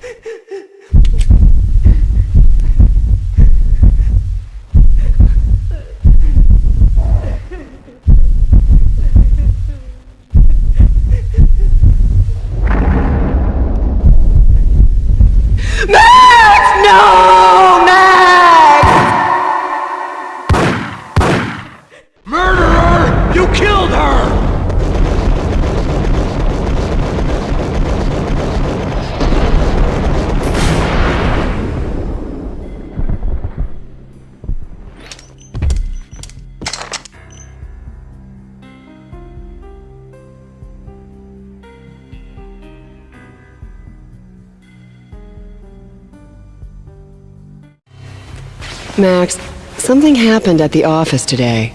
A strange memo. Something about Vikings. Honey, I gotta run. You can tell me all about it this evening. Have a nice day, darling. The bullet holes were rubies on her chest, blood glowing on her ivory skin. She was so beautiful. The killer was smiling. The flesh of fallen angels. Slowly, the green nightmare faded, leaving dark stains on my soul that would never come off. I felt like flatlining. I was all shook up. I woke up in a cold sweat, sick and tired to the bone, lying in a puddle of my own puke. The hag had said take me to Cold Steel before it had all gone crazy. It was a clue. The only one I had. It took me forever to crawl back to my feet and hit the road, but when I did, I drove straight to Cold Steel Foundry outside the city. There was a whole lot of action around the place for a freezing winter night. Trucks coming and going, men running. I had the drop on the mystery witch. She thought I was dead. I was on her blind side. I was going in. The bad trip had put me in a crazy mood, adrenaline pumping through my aching veins. Staggering on the mill roof in ice and snow and wild wind, I was a ninja. My kung fu was strong. I wasn't kidding anybody. At best, I was Superman on kryptonite about to fall through a skylight, down to where it was all going down. A half-abandoned industrial area in the middle of nowhere. The factory was a perfect front for any number of illegal activities.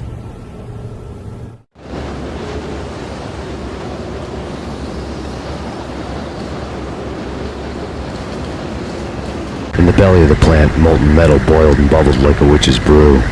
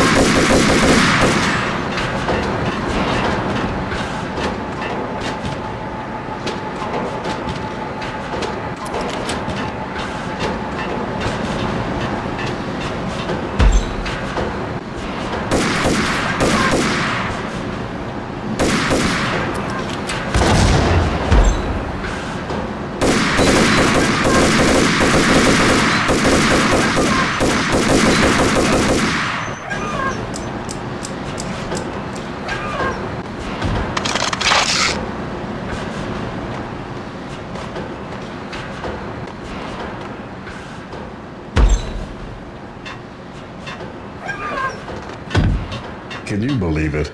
I bet they sleep with their rifles. I bet they've given them names.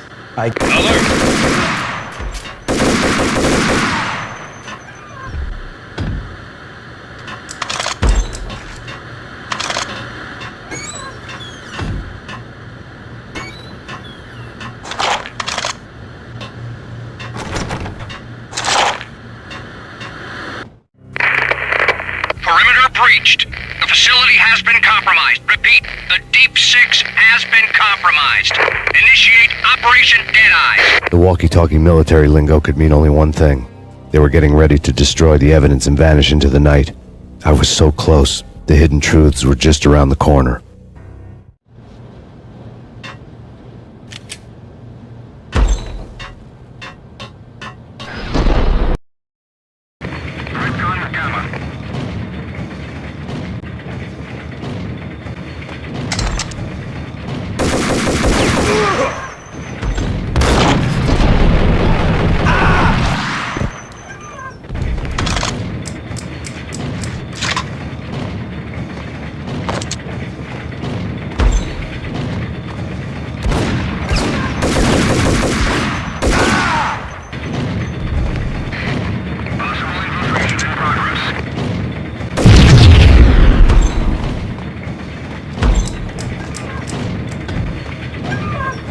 The folder on the table told a grim tale.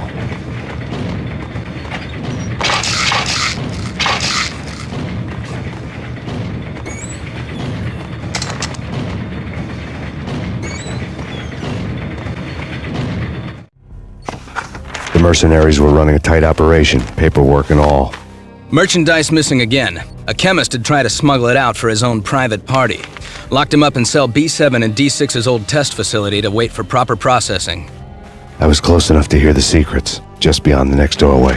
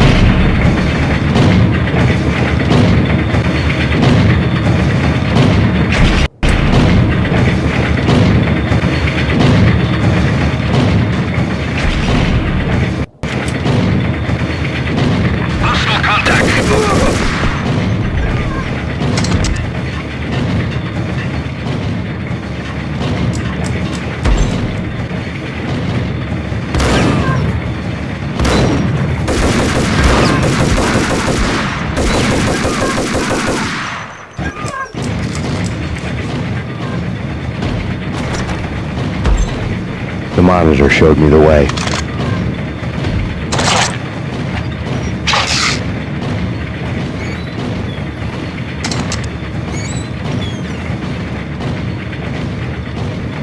Processing diagrams filled the control room screens, all but one. An elevator titled D6 on one of the screens, somewhere onwards, past rows of ovens, in the core of the plant.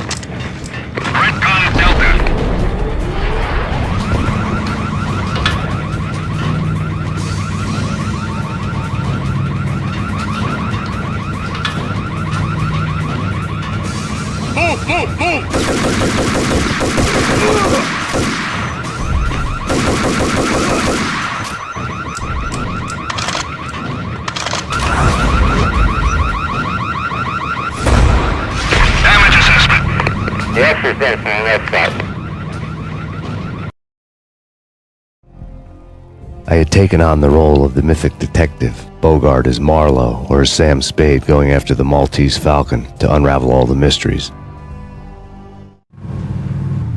Following a path of clues to that final revelation, even if it would take me down to the cold, cavernous depths of a grave. You can't do this! My men are still inside! Do you have any idea why this is called Operation Deadeyes?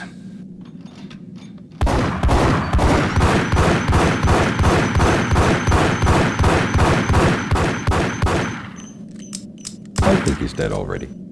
Let's do it.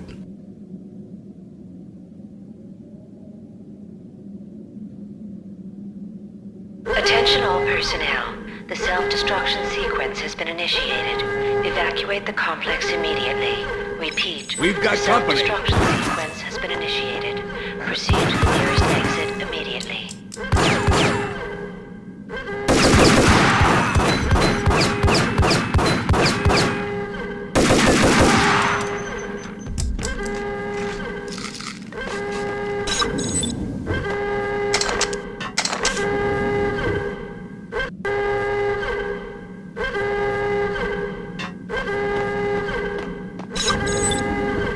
Abort! Abort! The self-destruction sequence has been initiated!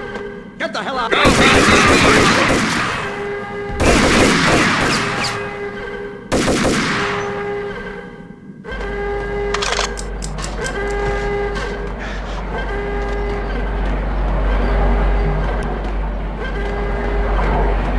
Attention all personnel.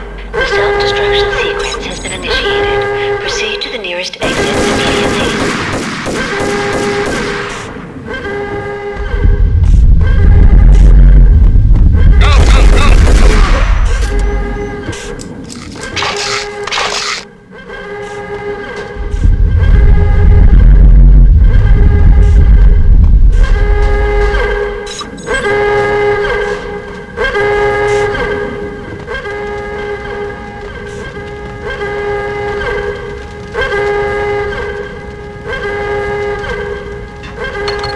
Like everything else in the Valkyr case, the door code was a mystery to me.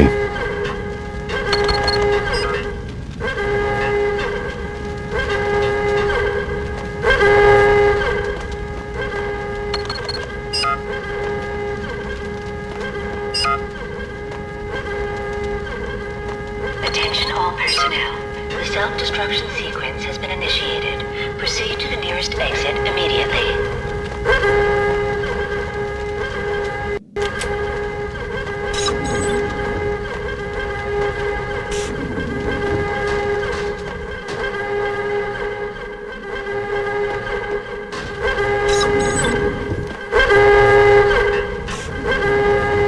The chemist had been using the workstation when he died. The half-life of the lab rat had ended online, his password blinking on the screen. 665. Labor of the Beast. In progress. Decontamination completed.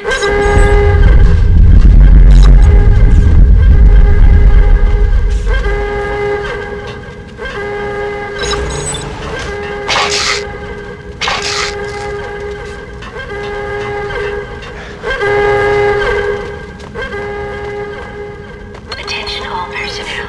The self-destruction sequence has been initiated. Proceed to the nearest exit immediately.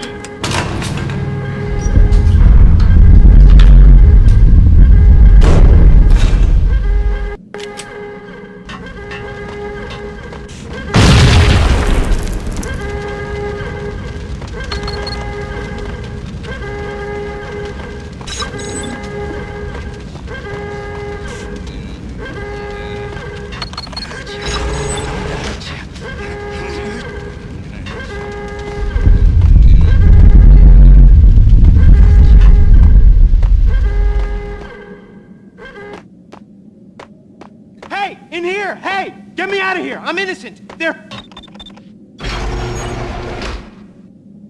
Thanks. I thought I was gonna die in there for sure. I need you to get me through the decontamination chamber airlock. You're crazy! No way! The place is blowing up, for Christ's sakes! Either that or back to the cell. Attention all personnel. Okay, The I'll do it. self-destruction sequence has been initiated. Proceed to the nearest exit immediately.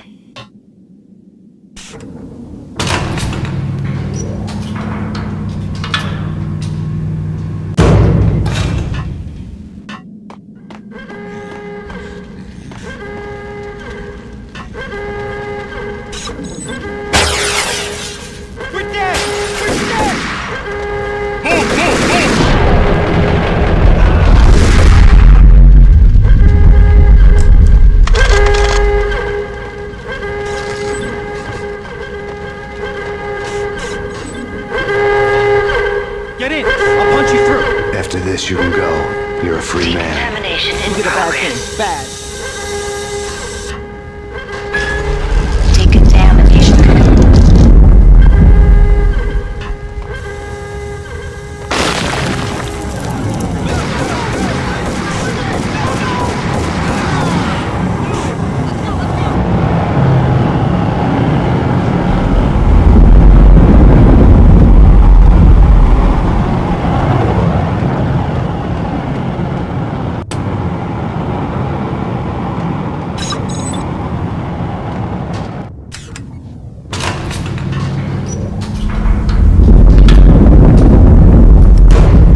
I was caught in the middle of the deadly web that was the Valkyr case.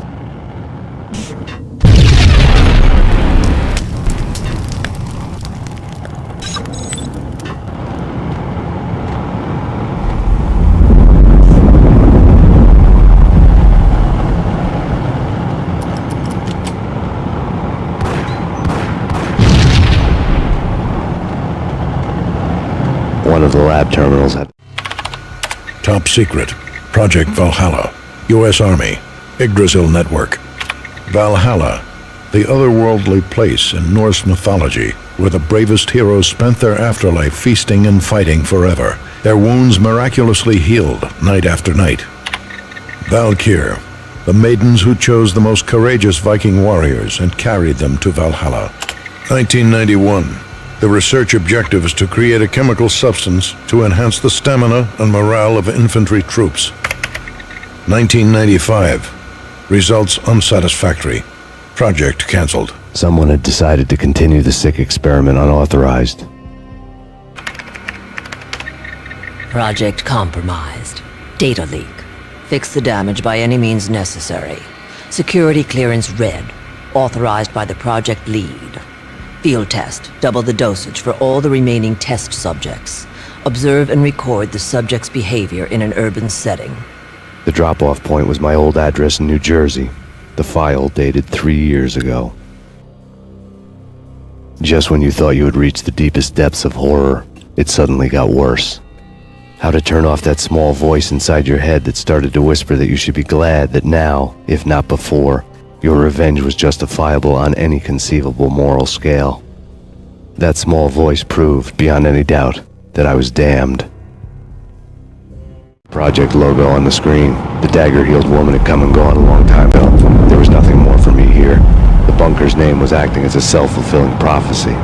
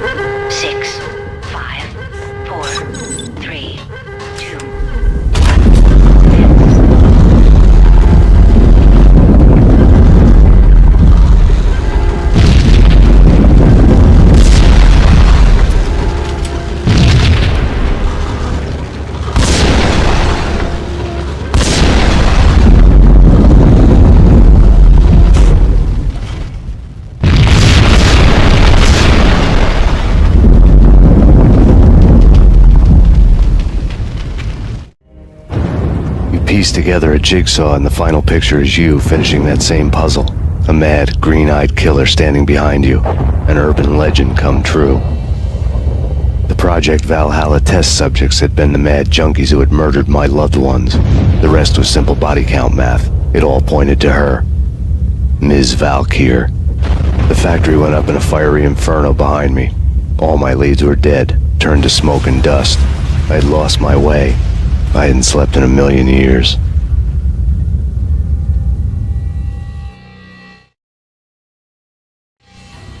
I felt thin as death. I've been living on an endless supply of week-old donuts. They were fuel for this crazy furnace inside my head. I couldn't remember when I had last seen the sun. I was on a permanent graveyard shift. When the darkness fell, New York City became something else, any old Sinatra song notwithstanding. Bad things happened in the night, on the streets of that other city, Noir York City. I was in an all-night diner, downing cup after cup of coffee that tasted like engine oil, when a new message from BB got me back on the killer track. What the hell happened at Roscoe Street? Maxie, I'm going out on a limb here.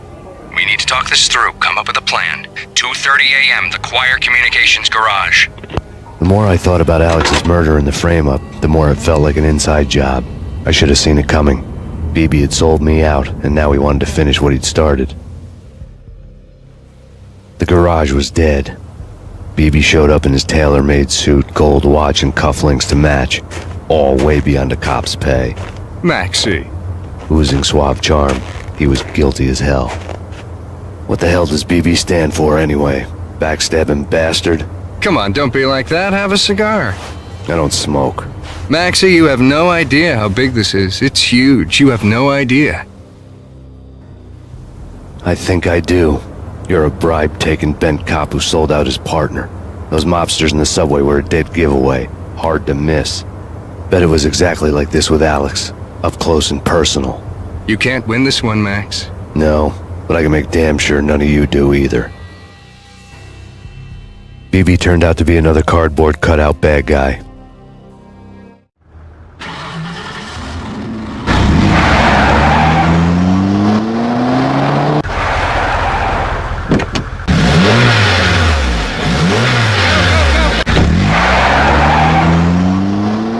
A bad cop on the take, a cowardly right-hand man fleeing from the scene, leaving his paid thugs to do his dirty work.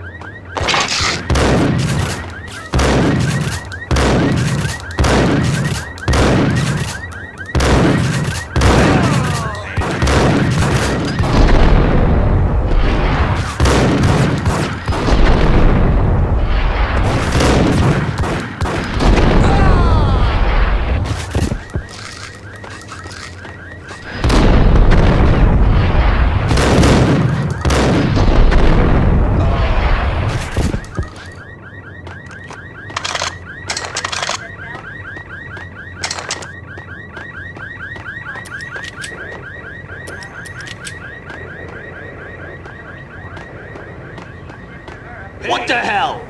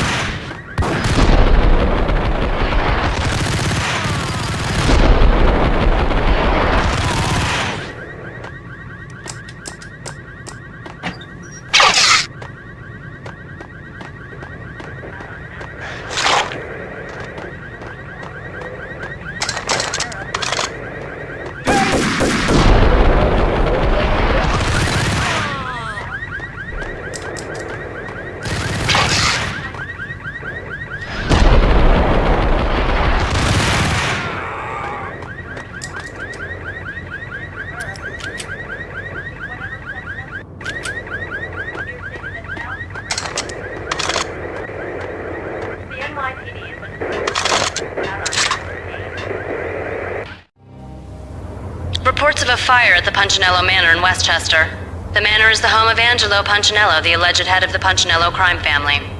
The police are now saying, contrary to their earlier statements, that Max Payne is still alive and at large. He continues his vendetta against the Mafia, of which this last act of arson is attributed to. I had no recollection of setting any fires, but I did remember the flames.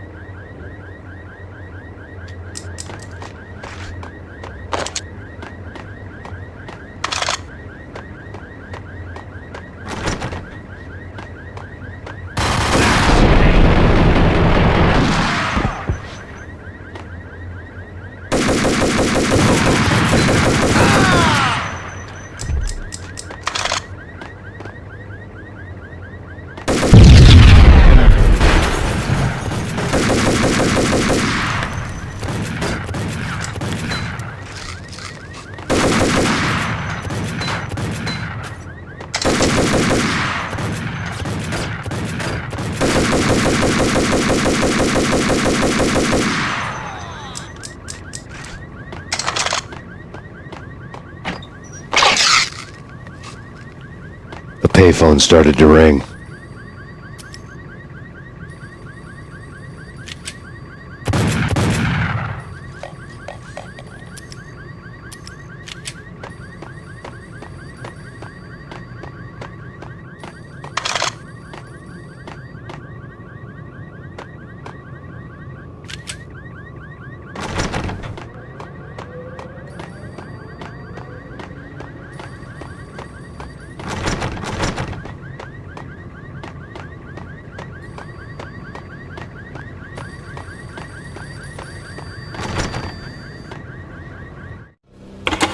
Yeah.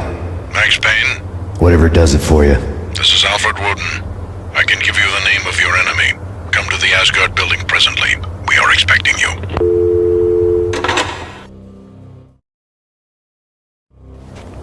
Woden was waiting for me on the steps of the old building. Mr. Payne, let's go inside.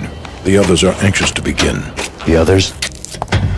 Despite the general misconception, this building actually predates the City Hall by 2 years, thus being the oldest municipal building still in use here at the foot of the Brooklyn Bridge. No kidding. The old man played tour guide as he led me through a dark domed hall. The answers I was after loomed large ahead. Mr. Payne, I would like to introduce you to my colleagues in what we call the Inner Circle. You've been watching too much X-Files. You have seen the files on Project Valhalla. We can fill the gaps, provide you with the information missing from those files. We were all involved in the early stages of the project during the Gulf War. What's the catch? We would very much like to blow this thing wide open, but our hands are tied. Her name is Nicole Horne. She was the key figure in Project Valhalla. When the funding was discontinued, she simply refused to quit. She knew exactly what she had in her hands. Nicole Horne is the president of Aesir Corporation. She has more than half the city in her pocket. This must be kept under wraps. If you try to go public with this, we will deny any knowledge. We need you to take her out. Afterwards, we can protect you. Make all the charges go away. That was the cue for the killer suits to kick in the doors and swarm inside.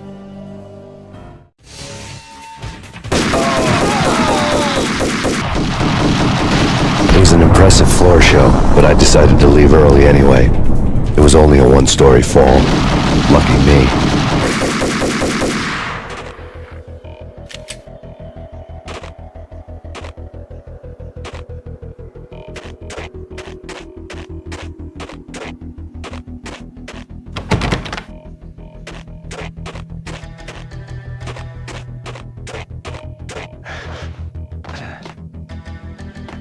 Acknowledged. Target escaped. Last confirmed location, the inner courtyard. Search and destroy.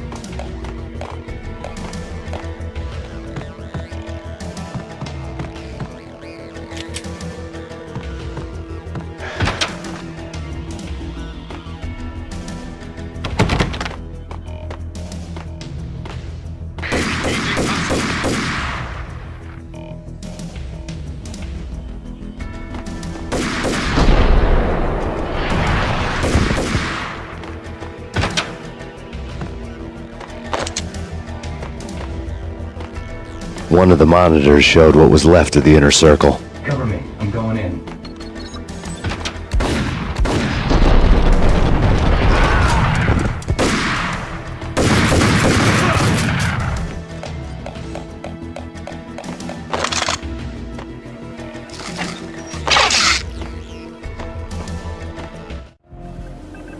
On screen, the so-called corpse of Alfred Woden stood up, miraculously waking from his dirt nap, looking smug among his dead pals. In the land of the blind, the one-eyed man is king. I didn't know how he'd pulled it off, but it was a pretty slick way to get out of all his promises. Most of what he had said fit too well to be a load of crap.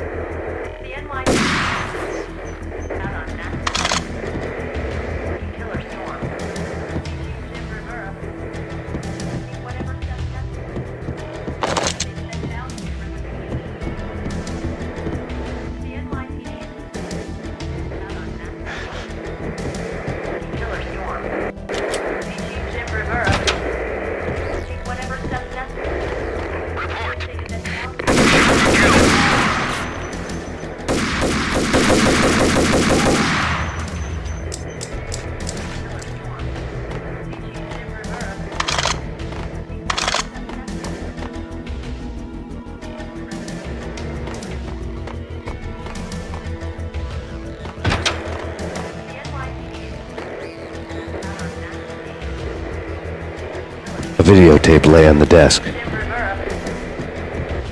Woden had left me a present. Nicole Horne had blackmailed the inner circle into silence. The tape came with a curt extortion note on a piece of expensive paper. I remembered Candy Dawn taping her clients in action on the side, selling the tapes to the highest bidder. I was sure that kinky sex was nowhere near Alfred Woden's worst sin, but I had a feeling that when this was over, any collateral would come in handy.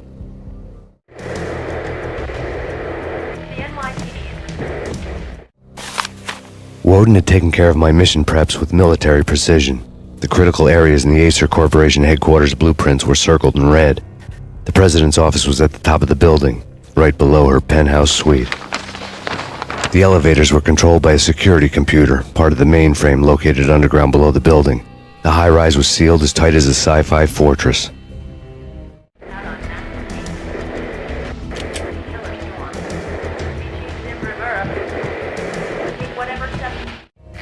Nothing seems to stop Aesir Corporation's phenomenal victory march.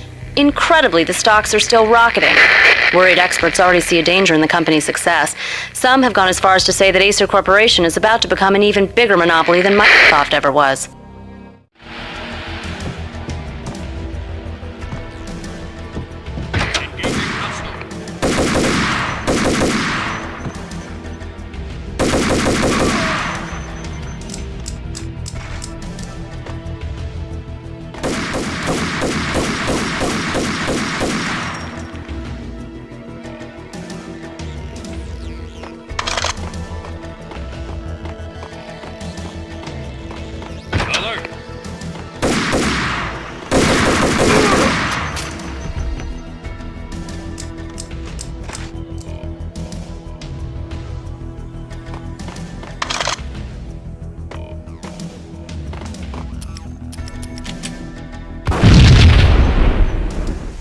Move, move, move!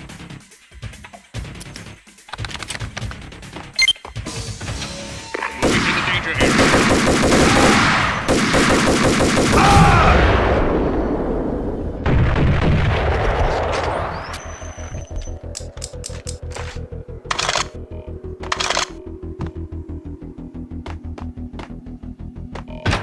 Engaging hostile.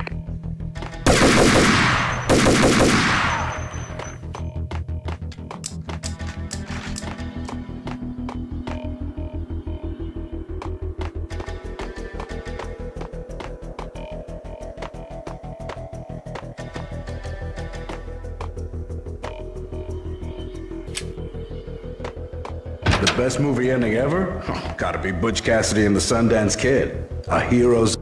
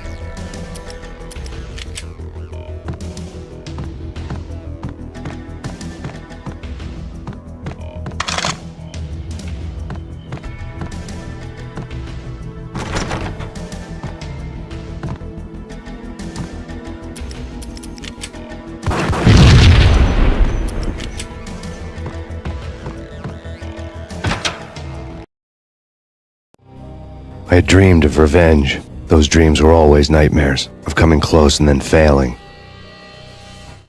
Now I was close. I had a name to guide me, Nicole Horne.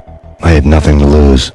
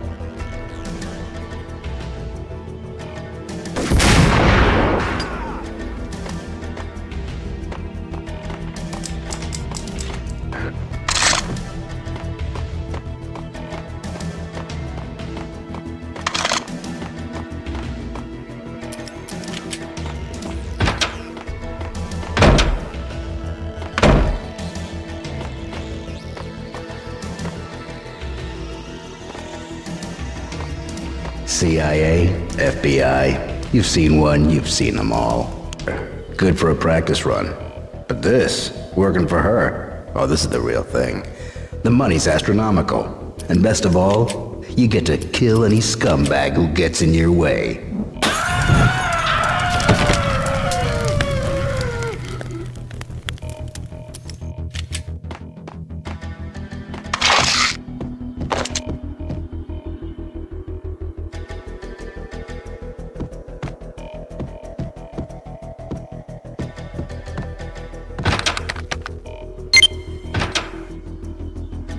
Take him down. Shoot to kill. Let's finish this.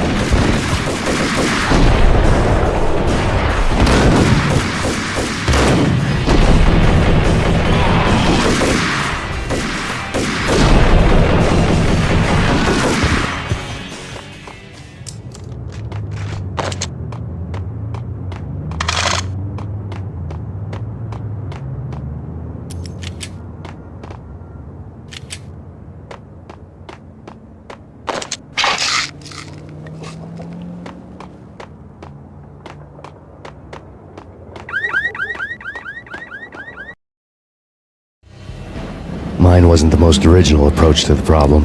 It wasn't as if it hadn't all been done before. An eye for an eye, the first principle of revenge.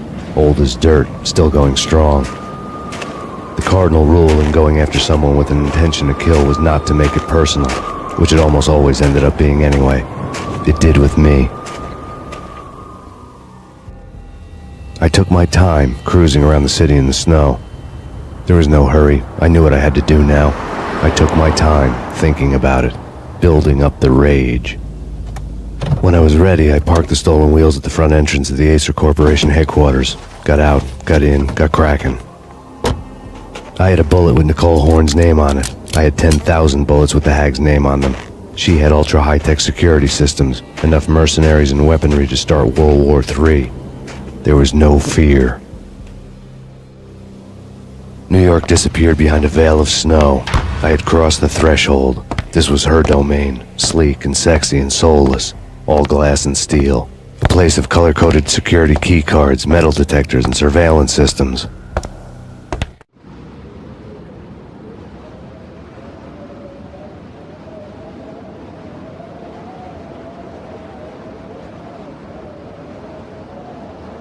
Colder than a walk-in fridge. Cold as a gun.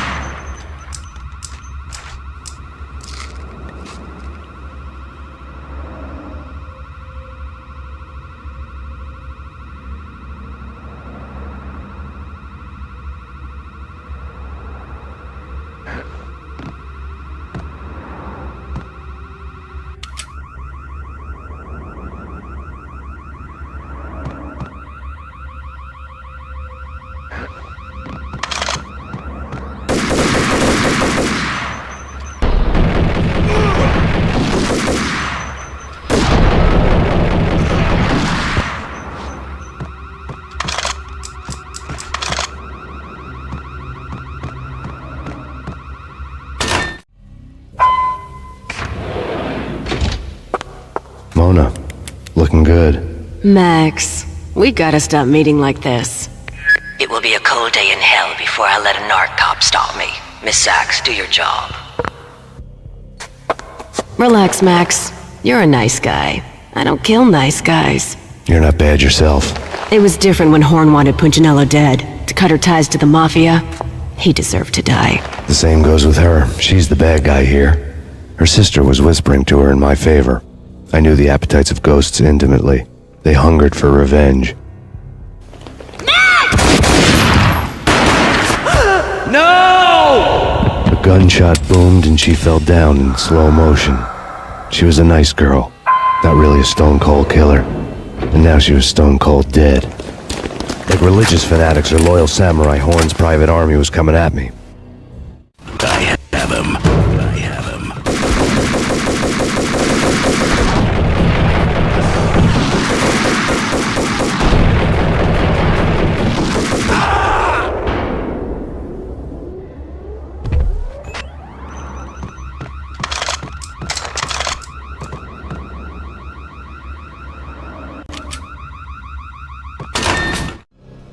When the elevator came back down, Mona was gone. There was a lot of blood, but no body. Something clicked for the final time. My mind had never been so clear, as if somewhere high above the storm clouds were already gone, cold stars blazing from the black skies.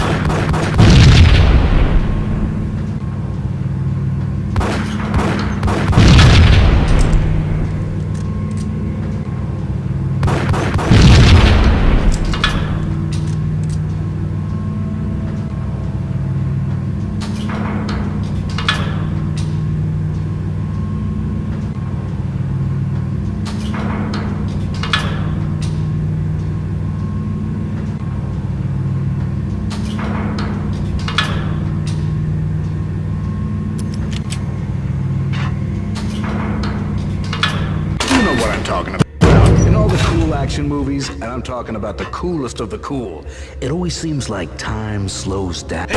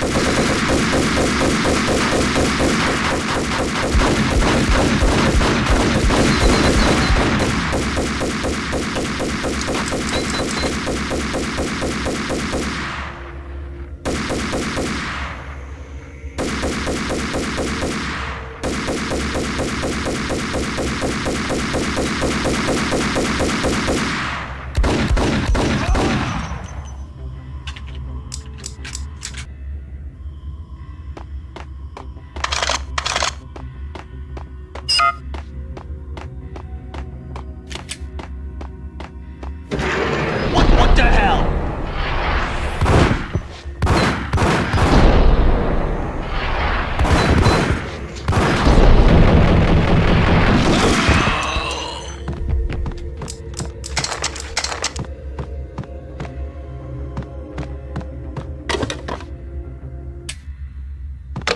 I had elevator access to the mainframe. From there, I'd be able to override the security locks and get to her office.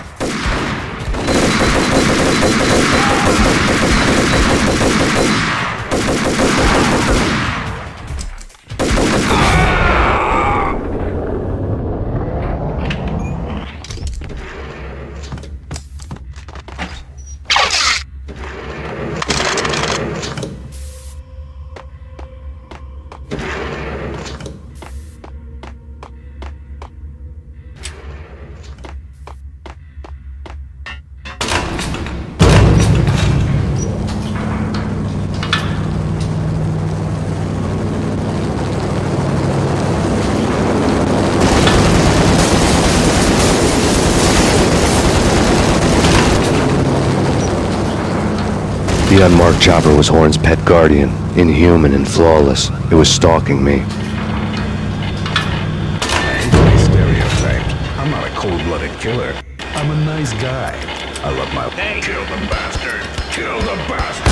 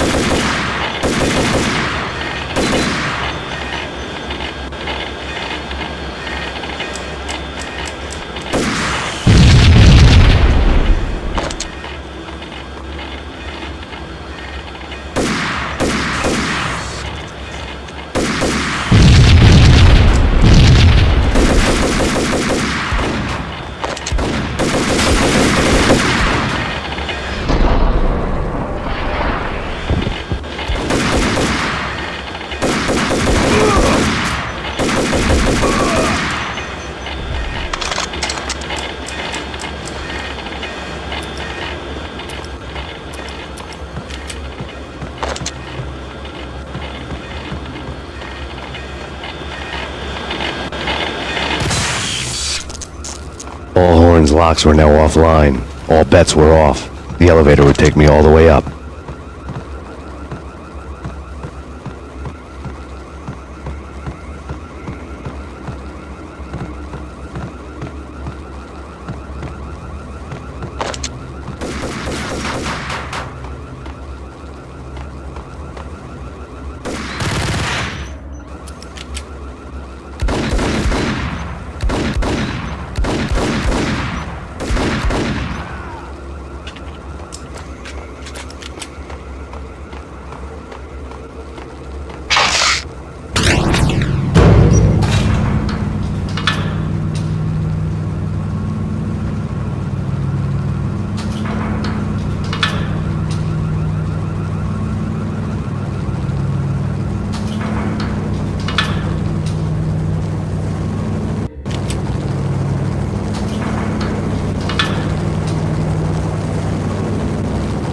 Seen from this height, the night seemed to stretch on to eternity. A hint of desperation had crept into the snowstorm, as if it was trying to get it all out before the end.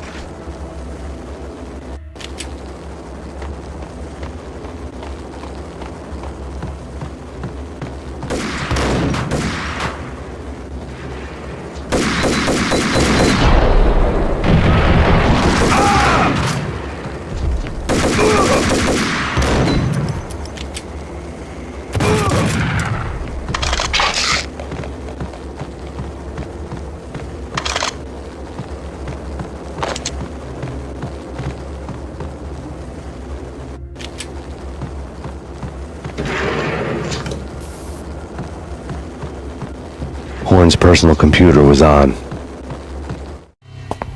Next to the printer was a neat stack of expensive paper. Hacking through Horne's computer would have unearthed files of criminal plans, strategies for world domination, spy helicopter reports, illegal wiretap recordings, internet porno, all of the above. Take your pick. I really didn't care anymore. I had seen too much of it already.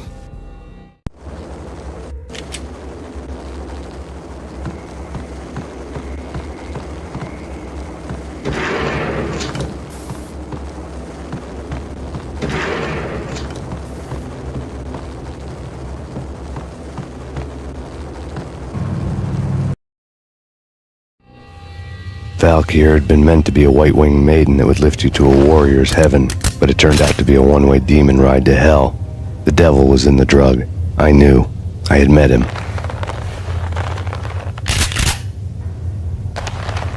And now I was gonna kill her, the queen of the underworld who had tried to lift herself a bit closer to heaven with her drug money. No begging, no bribes. She knew better. Honor among killers. We who were about to die, both of us knew how this would end, in pain and suffering. All this because your wife stuck her nose into things that were none of her business. The cops were coming to take me away. The sirens were like a bad conscience I couldn't shake. It's ridiculous you've made it this far. You won't be alive when they get here. Stop him!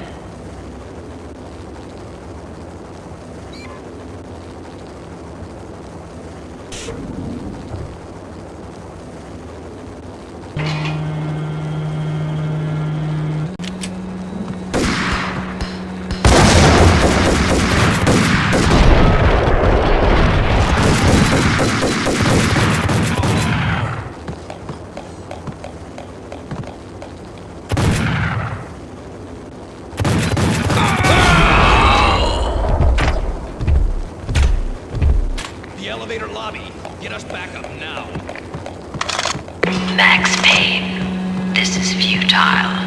A waste of time. The deaths of your wife and daughter were necessary. Inevitable. It is done. You cannot bring them back. Nothing you do will make it any better.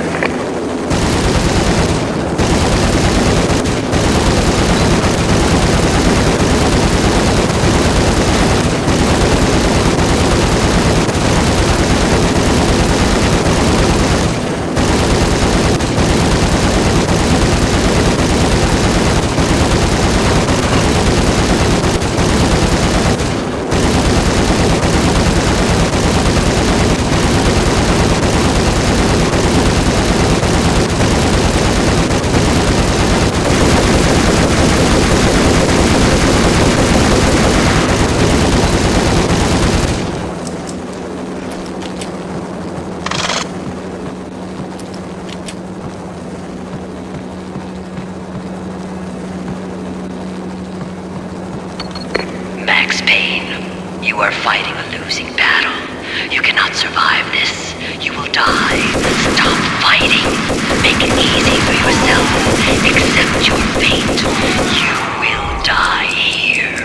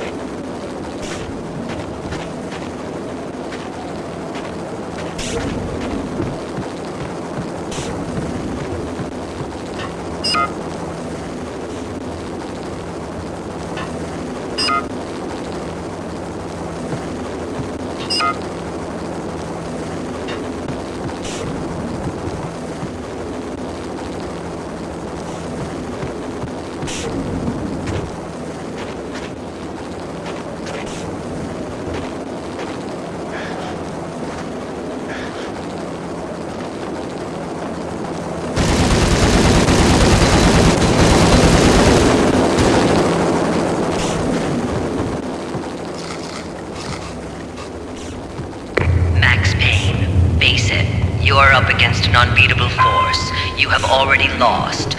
You have lost. Only death will set you free from your pain. Accept it. Surrender. Give up.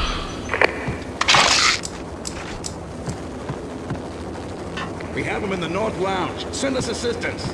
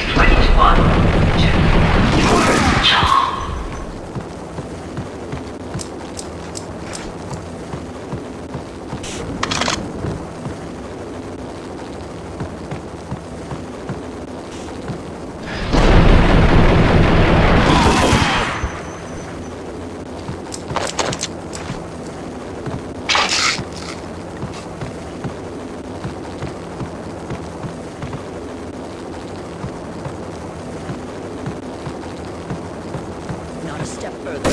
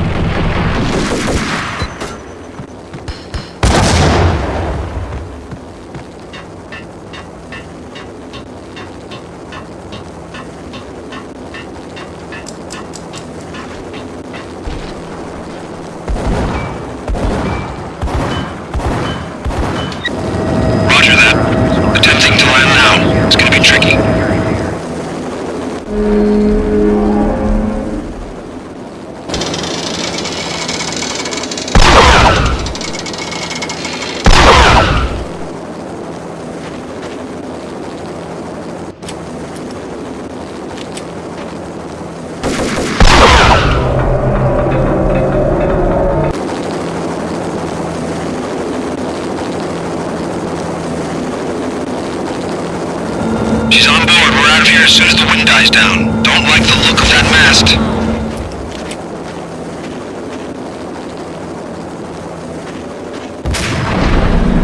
Lift off in 1 minute.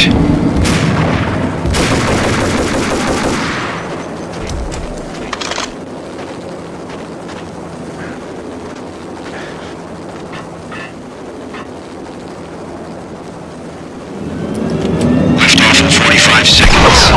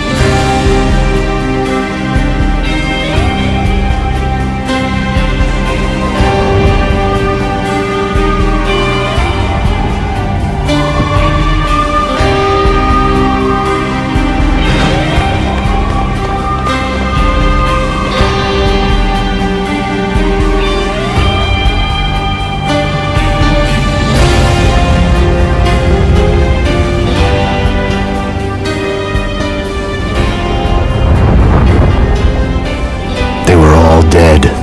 The final gunshot was an exclamation mark to everything that had led to this point. I released my finger from the trigger. And then it was all over. The storm seemed to lose its frenzy. The ragged clouds gave way to the stars above. Max Payne, this is Deputy Chief Jim Bravura from the NYPD. We've got the building surrounded. Throw down your weapons and lie down with your hands behind your head. A bit closer to heaven.